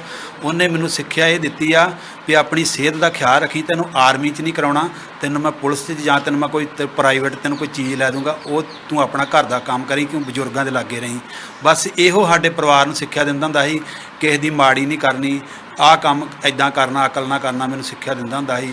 ਜਿਸ ਦਿਨ ਉਹ ਭਰਤੀ ਹੋਇਆ ਵਾ, ਉਸ ਦਿਨ ਵੀ ਉਹਨੂੰ ਇੱਕ ਬਨਾਇਨ ਪ੍ਰਾਈਜ਼ ਮਿਲੀ ਆ, ਕਿਉਂਕਿ ਉਹਨੇ ਦੌੜ ਬਹੁਤ ਵਧੀਆ ਲਾਈ ਸੀ ਤੇ ਕਿਸੇ ਅਫਸਰ ਨੇ ਉਹਨੂੰ ਚਿੱਟੀ ਬਨਾਇਨ ਪ੍ਰਾਈਜ਼ ਦਿੱਤੀ। ਮੈਨੂੰ ਆਣ ਕੇ ਦੱਸਦਾ ਸੀ ਤੇ ਮੈਨੂੰ ਬੜਾ ਫਖਰ ਹੋਇਆ, ਕਿਉਂਕਿ ਮੈਂ ਉਦੋਂ 8ਵੀਂ 9ਵੀਂ 'ਚ ਪੜ੍ਹਦਾ ਨਾ, ਤੇ ਮੈਨੂੰ ਬਸ ਇਹੋ ਹੀ ਸਿੱਖਿਆ ਦਿੰਦਾ ਹੁੰਦਾ ਸੀ ਚਿੱਠੀ ਦੇ ਵੀ ਕੋਈ ਮਾੜੀ ਚੀਜ਼, ਨਸ਼ੇ ਮਗਰ ਨਹੀਂ ਜਾਣਾ, ਆਹ ਕੰਮ ਨਹੀਂ ਕਰਨਾ, ਚੰਗੀ ਗੱਲ ਲਿਖਣੀ ਹਰ ਇੱਕ ਨੂੰ। ਪਿੰਡ ਬਾਰੇ ਵੀ ਉਹਨੇ ਪੁੱਛਣਾ, ਆਖਣਾ ਚੰਗੀ ਗੱਲ ਮੈਨੂੰ ਲਿਖਿਆ ਕਰ, ਜੋ ਪਿੰਡ 'ਚ ਕੋਈ ਮਾੜੀ ਗੱਲ ਹੈ ਤੇ ਮੈਨੂੰ ਇਨਫੋਰਮੇਸ਼ਨ ਨਹੀਂ ਦੇਣੀ, ਕਿਉਂਕਿ ਸੁਣ ਕੇ ਬੁਰਾ ਲੱਗਦਾ ਵਾ। ਬਾਕੀ ਚਲੋ ਸਾਡੀ ਕਿਸੇ ਨੇ ਮਦਦ ਨਹੀਂ ਕੀਤੀ। ਮੈਂ ਸ਼੍ਰੋਮਣੀ ਕਮੇਟੀ 'ਚ ਇੰਨੀ ਵਾਰਾਂ ਲੈਟਰ ਦਿੱਤਾ, ਭਾਈ ਮੇਵਾ ਸਿੰਘ ਵੀ ਜਾਣਦਾ, ਸੋਹੀ ਸਾਹਿਬ ਵੀ ਜਾਣਦੇ, ਪਰ ਮੈਨੂੰ ਪਤਾ ਕਿਉਂ ਕੱਢਤਾ ਸੀ ਵੀ ਤੂੰ ਉਹਦਾ ਭਰਾ ਵਾ, ਤੂੰ ਮਤੇ 'ਚ ਨਹੀਂ ਆਉਂਦਾ। ਵੇਖੋ ਦੇਖ ਰੇਖਾ ਮੈਂ ਹੀ ਮਾਤਾ ਉਹਨਾਂ ਦੀ ਕਰਨੀ। ਹੁਣ ਮੈਨੂੰ 13 ਸਾਲ ਹੋ ਗਏ ਆ, ਮੈਂ ਡਿਸਕ ਮੁਸ਼ਕਲ ਤੋਂ ਪੀੜਤ ਆ। ਉਹ ਵੇਖੋ ਮੇਰੀ ਬੈਲਟ ਪਈ ਆ, ਪਰ ਫਿਰ ਵੀ ਮੈਂ ਨਹੀਂ ਪਰਵਾਹ ਕਰਦਾ। ਮੈਂ 2 ਮੱਝਾਂ 3 ਰੱਖੀਆਂ ਵਾ। ਕਿਉਂ ਰੱਖੀਆਂ ਵਾ? ਇਹ ਵੀ ਪੇਸ਼ੈਂਟ ਆ, ਮੇਰਾ ਫਾਦਰ ਵੀ ਪੇਸ਼ੈਂਟ ਆ, ਮੈਂ ਵੀ ਪੇਸ਼ੈਂਟ। ਸਾਡੀ ਕੰਟੀਨਿਊ ਦਵਾਈ ਚੱਲਦੀ ਆ, ਕਿਉਂਕਿ ਮੇਰੇ ਕੋਲ ਮੈਂ ਜੋ ਕੋਈ 1000-12 ਕਮਾਈ ਕਰਦਾ, ਕੋਈ ਲੋਨ 'ਤੇ ਲਿਆ ਕੇ ਘਰ ਇਹਨਾਂ ਨੂੰ ਖਵਾਉਂਦਾ ਹੋਊਗਾ। ਤੁਹਾਨੂੰ ਪਤਾ ਵੀ ਅੱਜ ਕੱਲ੍ਹ ਡਾਕਟਰਾਂ ਕੋਲ ਜਾਣਾ ਕਿੱਡਾ ਮਹਿੰਗਾ ਵਾ। ਚਲੋ ਬਾਕੀ ਜੋ ਮਾਲਕ ਨੂੰ ਮਨਜ਼ੂਰ ਵਾ ਠੀਕ ਵਾ। ਸਾਨੂੰ ਮਾਣ ਹੈਗਾ ਵੀ ਕਿਉਂਕਿ ਇਹਦਾ ਉੱਥੇ ਦਰਬਾਰ ਸਾਹਿਬ ਅਜਾਇਬ ਘਰ 'ਚ 553 ਨੰਬਰ 'ਤੇ ਮੈਂ ਨਾਮ ਹੀ ਪੜ੍ਹਿਆ। ਉਸ ਦਿਨ ਮੈਂ ਆਣ ਕੇ ਆਪਣੀ ਮਾਤਾ ਨੂੰ ਕਿਹਾ, ਮੈਂ ਮਾਤਾ ਅੱਜ ਤੋਂ ਨਾ ਠੀਕ ਵਾ, ਸਦਮਾ ਤਾਂ ਬੜਾ, ਪਰ ਤੇਰੇ ਪੁੱਤ ਦਾ ਉੱਥੇ ਨਾਂ ਲਿਖਿਆ, ਸਾਡੇ ਪਿੰਡ ਦਾ ਨਾਂ ਲਿਖਿਆ, ਸਾਡੇ ਡਾਕਖਾਨੇ ਦਾ ਨਾਂ ਲਿਖਿਆ। ਮੈਂ ਕਿਹਾ ਉਹਨੇ ਐਡਾ ਵਧੀਆ ਕੰਮ ਕੀਤਾ। ਮੈਂ ਕਿਹਾ ਵੇ ਇੱਕ ਬੰਦਾ ਘਰੋਂ ਨਿਕਲਦਾ, ਉਹਦੀ ਐਕਸੀਡੈਂਟ 'ਚ ਮੌਤ ਹੋ ਜਾਂਦੀ ਹੈ। ਮੈਂ ਕਿਹਾ ਮਾਤਾ ਉਹਨੇ ਉਹ ਕੰਮ ਕਰ ਛੱਡਿਆ ਜੋ ਸਾਡੇ ਸਿੱਖ ਇਤਿਹਾਸ 'ਚ ਸਾਹਿਬਜ਼ਾਦਿਆਂ ਨੇ ਛੋਟੀ ਉਮਰ 'ਚ ਕਿੱਡਾ ਤਗੜਾ ਕੰਮ ਕੀਤਾ। ਮੈਂ ਕਿਹਾ ਉਹਨਾਂ ਚੀਜ਼ਾਂ ਨੂੰ ਅਸੀਂ ਮੁੱਖ ਰੱਖ ਕੇ ਆਪਣੇ ਮਨ ਨੂੰ ਗੰਢ ਦਿੱਤੀ ਹੈ। ਮੈਂ ਤਾਂ ਆਪਣੇ ਮਨ ਨੂੰ ਇਸ ਤਰ੍ਹਾਂ ਸਮਝਾਇਆ ਵੀ ਕੋਈ ਗੱਲ ਨਹੀਂ, ਕੋਈ ਫਰਕ ਨਹੀਂ, ਜੇ ਚੱਲ ਗਿਆ ਕੋਈ ਗੱਲ ਨਹੀਂ। ਉਹਨੇ ਪੰਥ ਵਾਸਤੇ ਕੰਮ ਕੀਤਾ। ਫਿਰ ਕੀ ਆ, ਜਦੋਂ ਕੌਮ 'ਤੇ ਮੁਸੀਬਤਾਂ ਆਉਂਦੀਆਂ ਨਾ, ਉਦੋਂ ਖੂਨ ਡੋਲਣਾ ਹੀ ਪੈਂਦਾ ਵਾ। ਉਦੋਂ ਖੂਨ ਡੋਲ ਕੇ ਬੂਟੇ ਹਰੇ ਹੁੰਦੇ ਸਿੱਖੀ ਦੇ ਜਿਹੜੇ ਆ। ਬਾਕੀ ਮੈਂ ਹੋਰ ਕੁਝ ਨਹੀਂ ਬਹੁਤਾ ਕਹਿ ਸਕਦਾ, ਪਰ ਮੈਨੂੰ ਇਹ ਅਫਸੋਸ ਆ ਵੀ ਕਿਸੇ ਨੇ ਸਾਡੀ ਬਾਤ ਨਹੀਂ ਪੁੱਛੀ। ਵੈਸੇ ਕਿਉਂਕਿ ਹਮਲੇ ਦੀਆਂ ਗੱਲਾਂ ਤਾਂ ਪਹਿਲਾਂ ਤੋਂ ਹੀ ਚੱਲਦੀਆਂ ਸੀਗੀਆਂ, ਕਿਉਂਕਿ ਰੇਡੀਓ ਤੇ ਵੀ ਖਬਰਾਂ ਆਉਣੀਆਂ ਸ਼ੁਰੂ ਹੋ ਗਈਆਂ ਹਨਾ। ਹਾਲਾਂਕਿ ਉਦੋਂ ਇਹ ਜ਼ਿਆਦਾ, ਉਦੋਂ ਟੀਵੀ ਤਾਂ ਹਰ ਘਰ 'ਚ ਤਾਂ ਨਹੀਂ ਹੁੰਦੇ ਸੀਗੇ ਨਾ ਹੀ ਕੋਈ ਫੋਨ ਇੰਨੇ ਹੁੰਦੇ ਸੀਗੇ। ਜੇਕਰ ਗੱਲ ਹਰ ਚਿੱਠੀਆਂ ਰਾਹੀਂ ਅਸੀਂ ਗੱਲਾਂ ਬਾਤਾਂ ਸਾਰੇ ਕਰਦੇ ਸੀ। ਤੇ ਤੁਹਾਡੇ ਤਾਂ ਹੀ ਹਮਲੇ ਦੀ, ਜਦੋਂ ਦਰਬਾਰ ਸਾਹਿਬ ਤੇ ਹਮਲਾ ਹੁੰਦਾ ਹੈ, ਉਹ ਜਿਹੜੀ ਸੂਚਨਾ ਹਰ ਘਰ ਨੂੰ ਪਹੁੰਚਦੀ ਹੈ ਕਿ ਹਾਂ ਫੌਜਾਂ ਜਿਹੜੀਆਂ ਨੇ ਤੈਨਾਤ ਨੇ, ਪੰਜਾਬ 'ਚ ਕਰਫਿਊ ਲੱਗਾ ਹੋਇਆ। ਸੋ ਉਦੋਂ ਤੁਹਾਨੂੰ ਐ ਸੀਗਾ ਕਿ ਕਦੇ ਸ਼ਾਇਦ ਸਾਡਾ ਬੱਚਾ ਵੀ ਉਸ ਫੌਜ ਵਿੱਚ ਹੋ ਸਕਦਾ ਆ? ਦੇਖੋ ਭੈਣ ਜੀ, ਮੈਨੂੰ ਨਹੀਂ, ਉਦੋਂ ਮੇਰੀ ਉਮਰ ਕੋਈ 17 ਕੁ ਸਾਲ, 17.5 ਸਾਲ ਦੇ ਲਗਭਗ ਹੀ। ਇੰਨਾ ਨਹੀਂ ਪਤਾ ਖਬਰਾਂ ਖੁੰਦਾ, ਉੱਦਾਂ ਰੇਡੀਓ ਲਾ ਕੇ ਸੁਣਨੇ ਹੁੰਦੇ ਆ। ਮੇਰੇ ਬਜ਼ੁਰਗ ਆ, ਮੇਰੇ ਫਾਦਰ ਦੇ ਵੱਡੇ ਬ੍ਰਦਰ, ਉਹ ਐਕਸਪਾਇਰ ਹੋ ਗਏ ਆ, 2 ਸਾਲ ਹੋ ਗਏ ਆ। ਉਹਨਾਂ ਨੇ ਵੈਸੇ ਜ਼ਿਕਰ ਕੀਤਾ ਸੀ, ਹੈ ਉਹ ਚਿੱਟੇ ਨਪਾੜ ਸੀ, ਪਰ ਉਹਨਾਂ ਦਾ ਦਿਮਾਗ ਬਹੁਤ ਤੇਜ਼ ਸੀ, ਖਬਰ ਸੁਣ ਲੈਂਦੇ। ਉਹਨਾਂ ਨੇ ਜ਼ਿਕਰ ਕੀਤਾ ਹੈ ਮਾੜਾ ਜਿਹਾ ਵੀ ਫੌਜਾਂ ਬਾਗੀ ਹੋਈਆਂ ਵਾ, ਪਰ ਸਾਨੂੰ ਇਹ ਨਹੀਂ ਪਤਾ ਵੀ ਉਹਨਾਂ ਫੌਜਾਂ ਦੇ ਵਿੱਚ ਸਾਡਾ ਵੀ ਸਿੰਘ ਸ਼ਾਮਲ ਵਾ। ਚਲੋ ਇਹਨਾਂ ਕੁ ਮੈਨੂੰ ਪਤਾ ਹੈਗਾ ਹੈ। ਸੋ ਜਿੱਥੇ ਭਾਈ ਬਲਵੀਰ ਸਿੰਘ ਹੋਣੀ ਵੀ ਫੌਜ ਵਿੱਚ ਸੀ, ਦੇਸ਼ ਦੀ ਸੇਵਾ ਕਰ ਰਹੇ ਸਨ ਤੇ ਧਰਮ ਦੇ ਲਈ ਉਹਨਾਂ ਨੇ ਵੱਡੀ ਕੁਰਬਾਨੀ ਦਿੱਤੀ। ਇੱਥੇ ਇੱਕ ਹੋਰ ਜ਼ਿਕਰ ਕਰ ਚੱਲਦੇ ਹਾਂ ਕਿ ਸਾਡੇ ਨਾਲ ਉਹਨਾਂ ਦੇ ਫਾਦਰ ਸਾਹਿਬ ਵੀ ਮੌਜੂਦ ਨੇ, ਜਿਨ੍ਹਾਂ ਦੀ ਉਮਰ ਇਸ ਵੇਲੇ 85 ਤੇ 86 ਸਾਲ ਦੇ ਕਰੀਬ ਹੈ। ਸੋ ਤੁਹਾਨੂੰ ਦੱਸਦੇ ਚੱਲਦੇ ਹਾਂ ਕਿ 1962, 65 ਤੇ 71 ਦੀਆਂ ਜਿਹੜੀਆਂ 3 ਲੜਾਈਆਂ ਹੋਈਆਂ ਸਨ, ਉਹਨਾਂ ਦੇ ਵਿੱਚ ਇਹਨਾਂ ਨੇ ਹਿੱਸਾ ਲਿਆ ਸੀ। ਹਾਲਾਂਕਿ ਇਹਨਾਂ ਦੀ ਜਿਹੜੀ ਲੱਤ ਸੀ ਉਦੋਂ ਬਰਫ਼ ਤੋਂ ਹੇਠਾਂ ਡਿੱਗਣ ਦੇ ਕਰਕੇ ਟੁੱਟ ਵੀ ਗਈ ਸੀ, ਪਰ ਇਹ ਅੱਜ ਵੀ ਜਿਉਂਦੇ ਨੇ। ਪਰਮਾਤਮਾ ਦੀ ਕਿਰਪਾ ਆ, 3 ਲੜਾਈਆਂ ਇਹਨਾਂ ਨੇ ਲੜੀਆਂ ਨੇ, ਵੱਡੀ ਜੰਗ ਜਿੱਤ ਕੇ ਆਏ ਨੇ। ਸੋ ਪੁੱਤ ਪਰ ਇਹਨਾਂ ਨੇ ਇਸ ਧਰਮ ਯੁੱਧ ਦੇ ਵਿੱਚ ਜਿਹੜਾ ਆ ਗਵਾ ਲਿਆ ਹੈ। ਸੋ ਮਾਤਾ ਜੀ, ਗੱਲ ਕਰਦੇ ਆ ਇੱਕ ਵਾਰ ਫਿਰ ਤੁਹਾਡੇ ਨਾਲ। ਜਦੋਂ ਭਾਈ ਸਾਹਿਬ ਘਰ ਆਉਂਦੇ ਹੁੰਦੇ ਸੀ, ਕਿੰਨੀਆਂ ਭੈਣਾਂ ਵੀ ਹੈ ਸੀ? ਕਦੀ ਭੈਣਾਂ ਨਾਲ ਗੱਲਬਾਤ? 2 ਭੈਣਾਂ ਪੁੱਤ, 2 ਭੈਣਾਂ ਉਹਦੀਆਂ। 2 ਭੈਣਾਂ ਸੀ। ਹਾਂਜੀ, ਮਗਰੋਂ ਮੈਂ ਵਿਆਹੀਆਂ ਵਾਂ ਤੇ ਨਿੱਕੀ ਨੂੰ ਵੀ ਆਖਣਾ ਤੈਨੂੰ ਮੈਂ ਆਹ ਦੇਣਾ ਵਾ, ਨਹੀਂ ਤੂੰ ਕੀ ਲੈਣਾ, ਵੱਡੀ ਨੂੰ ਆਖਣਾ ਤੈਨੂੰ ਮੈਂ ਦਊਂਗਾ ਕੁਛ। ਕੀ ਲੈਣਾ ਤੂੰ? ਫਰਿੱਜ ਲੈਣੀ ਆ, ਟੀਵੀ ਲੈਣਾ। ਉਦੋਂ ਪੁੱਤ ਟੀਵੀ ਕਿਸੇ ਦੇ ਘਰ ਨਹੀਂ ਸੀ ਹੁੰਦੇ, ਕਿਤੇ ਹੁੰਦਾ ਹੀ ਕਿਸੇ ਦੇ। ਤੇ ਮੈਂ ਤੈਨੂੰ ਦਊਂਗਾ, ਕੋਈ ਗੱਲ ਨਹੀਂ, ਮੇਰੀ ਜ਼ਿੰਦਗੀ ਰਹੀ ਤੇ ਮੈਂ ਤੈਨੂੰ ਜਿਹੜੀ ਚੀਜ਼ ਮੰਗੇਂਗੀ ਤੈਨੂੰ ਦਊਂਗਾ ਮੈਂ। ਬੜਾ ਭੈਣਾਂ ਨਾਲ ਪਿਆਰ ਕਰਦਾ ਹੁੰਦਾ ਸੀ, ਫਿਰ ਭਰਾ ਨਾਲ ਬੜਾ ਕਰਦਾ ਸੀ। ਤੂੰ ਭੱਤੀ ਨਾ ਹੋਵੇਂ ਤੇ ਮੈਂ ਤੈਨੂੰ ਟੈਂਪੂ ਪਾ ਦੂੰਗਾ ਜਾਂ ਤੈਨੂੰ ਗੱਡੀ ਲੈ ਦੂੰਗਾ, ਤੂੰ ਘਰੇ ਕੰਮ ਕਰਿਆ ਕਰੀ, ਤੂੰ ਘਰ ਦਾ ਕਰੀ ਕੰਮ, ਕੋਈ ਗੱਲ ਨਹੀਂ ਗੀ। ਤੇ ਬਹੁਤ ਚੰਗਾ ਹੈ ਪੁੱਤ, ਬੜੀਆਂ ਚੰਗੀਆਂ ਗੱਲਾਂ ਕਰਦਾ ਹੁੰਦਾ ਸੀ। ਜਿੱਥੇ ਦੁਨੀਆ ਯਾਦ ਕਰਦੀ ਉਹਨੂੰ ਕਿ, ਤੇ ਉੱਥੇ ਪੁੱਤ ਸ਼ਕਲ ਵੀ ਬੜੀ ਸੀ। ਇੱਕ ਗੁੱਡੀ ਹੈ ਮੇਰੀ ਨਿੱਕੀ ਹੈ, ਦੋਵੇਂ ਭੈਣ ਭਰਾ ਆਪਣੀ ਨਾਨੀ ਵਰਗੇ ਸੀ। ਅਸੀਂ ਤੇ ਕਿਤੇ ਕੱਖ ਜਿਹੇ ਵੀ ਨਹੀਂ ਗਏ। ਉਹਦੀ ਸ਼ਕਲ ਬੜੀ ਸੀਗੀ, ਪਰ ਉਹਨੇ ਰਹਿਣਾ ਹੀ ਨਹੀਂ ਸੀ ਪੁੱਤ। ਤੇ ਚਲੋ ਮਹਾਰਾਜ ਨੇ ਦਿੱਤਾ ਸੀ ਤੇ ਮਹਾਰਾਜ ਦੇ ਲੇਖੇ ਲਾ ਲਿਆ ਮੈਂ, ਕੋਈ ਗੱਲ ਨਹੀਂ। ਸੋ ਇਹ ਮਾਂ ਆਪਣਾ ਵੱਡਾ ਜਿਗਰ ਕਰੀ ਬੈਠੀ ਹੈ, ਪਰ ਇੱਥੇ ਲੋੜ ਜ਼ਰੂਰ ਹੈ ਕਿਉਂਕਿ ਇਹ ਧਰਮੀ ਫੌਜੀ ਨੇ ਤੇ ਇਹਨਾਂ ਨੇ ਅੱਜ ਬੜੀ ਵੱਡੀ ਜਿਹੜੀ ਹੈ ਕਮਾਈ ਜਿਹੜੀ ਕੀਤੀ ਹੈ। ਜਦ ਵੀ ਦਰਬਾਰ ਸਾਹਿਬ ਤੇ ਜਦੋਂ ਹਮਲਾ ਹੋਇਆ ਸੀ ਤਾਂ ਉਸ ਟਾਈਮ ਤੇ ਬਹੁਤ ਸਾਰੇ ਜਿਹੜੇ ਫੌਜੀ ਸਨ, ਉਸ ਵੇਲੇ ਉਹਨਾਂ ਨੇ ਬਗਾਵਤ ਕੀਤੀ ਸੀ ਸਿਰਫ ਇਸੇ ਲਈ ਕਿਉਂਕਿ ਉਹਨਾਂ ਦੀਆਂ ਜ਼ਮੀਰਾਂ ਜੜੀਆਂ ਜਿਉਂਦੀਆਂ ਸਨ। ਉਹ ਕਦੇ ਵੀ ਇਹ ਚੀਜ਼ ਬਰਦਾਸ਼ਤ ਨਹੀਂ ਕਰ ਸਕਦੇ ਸੀ ਕਿ ਸਾਡੇ ਗੁਰੂ ਤੇ ਜਿਹੜਾ ਹਮਲਾ ਹੋਵੇ, ਸਾਡੇ ਧਾਰਮਿਕ ਅਸਥਾਨਾਂ ਤੇ ਜਿਹੜਾ ਹਮਲਾ ਹੋਵੇ। ਸੋ ਇਸੇ ਲਈ ਉਹਨਾਂ ਨੇ ਉਸ ਵੇਲੇ ਜਿਹੜੀ ਬਗਾਵਤ ਕੀਤੀ ਸੀ, ਇਸ ਨੂੰ ਵੱਡੀ ਕੁਰਬਾਨੀ ਦੇ ਵਜੋਂ ਜਾਣਿਆ ਜਾਂਦਾ ਹੈ।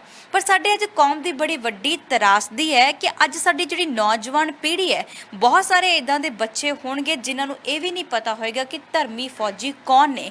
ਅੱਜ ਜੇਕਰ ਅਸੀਂ ਗੱਲ ਕੀਤੀ ਜਾਵੇ ਤਾਂ ਪੰਜਾਬ ਦੇ ਵਿੱਚ ਸਿਰਫ ਇੱਕ ਉਦਾਹਰਨ ਦੇ ਤੌਰ ਤੇ ਜੇ ਮੈਂ ਗੱਲ ਕਰਾਂ ਤਾਂ 1 ਲੱਖ ਜੇ ਬੱਚਾ ਅਸੀਂ ਖਿਲਾਰਾਂਗੇ ਤਾਂ ਉਹਦੇ ਵਿੱਚੋਂ ਬਹੁਤ ਘੱਟ ਬੱਚੇ ਹੋਣਗੇ ਜਿਨ੍ਹਾਂ ਨੂੰ ਧਰਮੀ ਫੌਜੀਆਂ ਦੇ ਬਾਰੇ ਪਤਾ ਹੋਵੇਗਾ। ਰੂਹ ਕੰਬਾਊ ਇਹਨਾਂ ਦੀ ਇਹ ਦਾਸਤਾਨ ਹੈ। ਸੋ ਇਹ ਜਿਹੜੇ ਫੌਜੀ ਵੀਰ ਨੇ ਇੱਥੇ ਸਾਰੇ ਅੱਜ ਅਸੀਂ ਇਕੱਠੇ ਹੋਏ ਆ, ਇਹਨਾਂ ਕੋਲ ਪਹੁੰਚੇ ਆ, ਇਹਨਾਂ ਨੇ ਆਪਣੀ ਉਸ ਦਾਸਤਾਨ ਨੂੰ ਵੀ ਬਿਆਨ ਕੀਤਾ ਕਿ ਕਿਸ ਤਰ੍ਹਾਂ ਜੇਲ੍ਹ ਦੀਆਂ ਕਾਲ ਕੋਠੜੀਆਂ ਦੇ ਵਿੱਚ ਉਹਨਾਂ ਦੇ ਨੌਂ ਖਿੱਚੇ ਗਏ, ਕਿਸ ਤਰ੍ਹਾਂ ਉਹਨਾਂ ਨੇ ਪੱਟਾਂ ਤੇ ਗੋਲੀਆਂ ਖਾਧੀਆਂ, ਕਿਸ ਤਰ੍ਹਾਂ ਉਹਨਾਂ ਦੇ ਜ਼ਬਾੜੇ ਤੱਕ ਵੀ ਉੱਡ ਗਏ। ਸੋ ਉਸ ਤੋਂ ਬਾਅਦ ਇੰਨਾ ਦਰਦ ਸਹਿਆ ਤੇ ਉਸ ਤੋਂ ਬਾਅਦ ਅੱਜ ਵੀ ਜਿਹੜੀ ਜ਼ਿੰਦਗੀ ਇਹਨਾਂ ਦੀ ਬਦਲ ਗਈ ਹੈ। ਅੱਜ ਪਰ ਇਹਨਾਂ ਦੀ ਪੀੜ ਅੱਜ ਵੀ ਜਿਉਂ ਦੀ ਤਿਉਂ ਹੈ। ਅੱਜ ਵੀ ਜੇਕਰ ਇਹਨਾਂ ਦੇ ਨਾਲ ਗੱਲਬਾਤ ਕਰਦੇ ਹਾਂ ਤੇ ਅੱਖਾਂ ਦੇ ਵਿੱਚ ਜਿਹੜੇ ਨੇ ਹੰਝੂ ਡਿੱਗ ਆਉਂਦੇ ਨੇ। ਸੋ ਅੱਜ ਇੱਥੇ ਇੱਕ ਅਪੀਲ ਅਸੀਂ ਸਰਕਾਰਾਂ ਤਾਈਂ ਵੀ ਕਰਦੇ ਹਾਂ, ਇੱਕ ਸਿੱਖ ਕੌਮ ਨੂੰ ਵੀ ਜਿਹੜੀ ਅਪੀਲ ਹੈ ਕਿ ਇਹਨਾਂ ਧਰਮੀ ਫੌਜੀਆਂ ਨੂੰ ਹਮੇਸ਼ਾ ਦੇ ਲਈ ਸਾਡੇ ਚੇਤਿਆਂ 'ਚ ਅਸੀਂ ਇਹਨਾਂ ਨੂੰ ਯਾਦ ਰੱਖੀਏ। ਆਉਣ ਵਾਲੀਆਂ ਪੀੜ੍ਹੀਆਂ ਨੂੰ ਇਹਨਾਂ ਧਰਮੀ ਫੌਜੀਆਂ ਦੇ ਇਸ ਇਤਿਹਾਸ ਬਾਰੇ ਪਤਾ ਹੋਵੇ ਕਿ ਆਖਿਰਕਾਰ ਇਹਨਾਂ ਨੇ ਬਗਾਵਤ ਕਿਉਂ ਕੀਤੀ ਸੀ। ਇੱਕ ਇਤਿਹਾਸ ਜਿਹੜਾ ਆ ਕਿਤਾਬਾਂ ਦੇ ਵਿੱਚ ਪੂਰਨ ਤੌਰ ਤੇ ਇਹਨਾਂ ਦਾ ਜ਼ਿਕਰ ਹੋਣਾ ਚਾਹੀਦਾ। ਕਿਹੜੇ ਕਿਹੜੇ ਫੌਜੀ ਸੀ ਉਸ ਵੇਲੇ ਉੱਥੋਂ ਨਿਕਲੇ ਸਨ, ਕਿੰਨੀਆਂ ਉਹਨਾਂ ਨੇ ਪੀੜਾਂ ਸਹੀਆਂ ਸੀ, ਕਿੰਨੇ ਉਹਨਾਂ ਨੇ ਦੁੱਖ ਸਹਾਰੇ ਸੀ, ਇਹ ਸਭ ਕੁਝ ਇੱਕ ਕਿਤਾਬ ਦੇ ਵਿੱਚ ਜ਼ਰੂਰ ਹੋਣਾ ਚਾਹੀਦਾ ਹੈ। ਤੇ ਇਸ ਦੇ ਨਾਲ ਸਰਕਾਰ ਨੂੰ ਵੀ ਅਪੀਲ ਕਰਦੇ ਹਾਂ ਕਿ ਇਹਨਾਂ ਦੀਆਂ ਜਿਹੜੀਆਂ ਮੰਗਾਂ ਨੇ ਉਹਨਾਂ ਨੂੰ ਪੂਰਨ ਤੌਰ ਤੇ ਮੰਨਿਆ ਜਿਹੜਾ ਜ਼ਰੂਰ ਜਾਵੇ। ਤੇ ਜਿਹੜਾ ਸਾਕਾ ਹੈ 1984 ਦਾ ਸਾਡੇ ਦਿਲਾਂ ਵਿੱਚ ਸਦਾ ਯਾਦ ਰਹੇਗਾ। ਸਹਿਯੋਗੀ ਸਾਥੀ ਜਗਰੂਪ ਸਿੰਘ ਦੇ ਨਾਲ ਮਨਦੀਪ ਕੌਰ ਸੰਧੂ। ਵਾਹਿਗੁਰੂ ਜੀ ਕਾ ਖਾਲਸਾ, ਵਾਹਿਗੁਰੂ ਜੀ ਕੀ ਫਤਿਹ। ਸਤਿ ਸ਼੍ਰੀ ਅਕਾਲ। ਜੇ ਤੁਸੀਂ ਕੈਨੇਡਾ ਸਟੂਡੈਂਟ ਵੀਜ਼ੇ ਤੇ ਜਾਣਾ ਚਾਹੁੰਦੇ ਹੋ ਪਰ ਆਇਲਸ ਵਿੱਚ ਓਵਰਆਲ ਤਾਂ 6 ਆ ਗਏ, ਇੱਕ ਵਿੱਚ 5.5 ਬੈਂਡ ਕਰਕੇ ਡਰਦੇ ਹੋ, ਜਾਂ ਕੈਨੇਡਾ ਦਾ ਸਟੂਡੈਂਟ ਵੀਜ਼ਾ ਰਿਫਿਊਜ਼ ਕਰਵਾ ਬੈਠੇ ਹੋ ਜਾਂ ਸਟੱਡੀ ਗੈਪ ਜ਼ਿਆਦਾ ਹੋਣ ਕਰਕੇ ਸੋਚਦੇ ਹੋ ਕਿ ਕਿਤੇ ਰਿਫਿਊਜ਼ਲ ਨਾ ਆ ਜਾਵੇ ਤੇ ਅੱਜ ਹੀ ਪਿਰਾਮਿਡ ਈ ਸਰਵਿਸਿਜ਼ ਨੂੰ ਮਿਲ ਕੈਨੇਡਾ ਜਾਣ ਦੇ ਆਪਣੇ ਸੁਪਨੇ ਨੂੰ ਸਾਕਾਰ ਕਰੋ।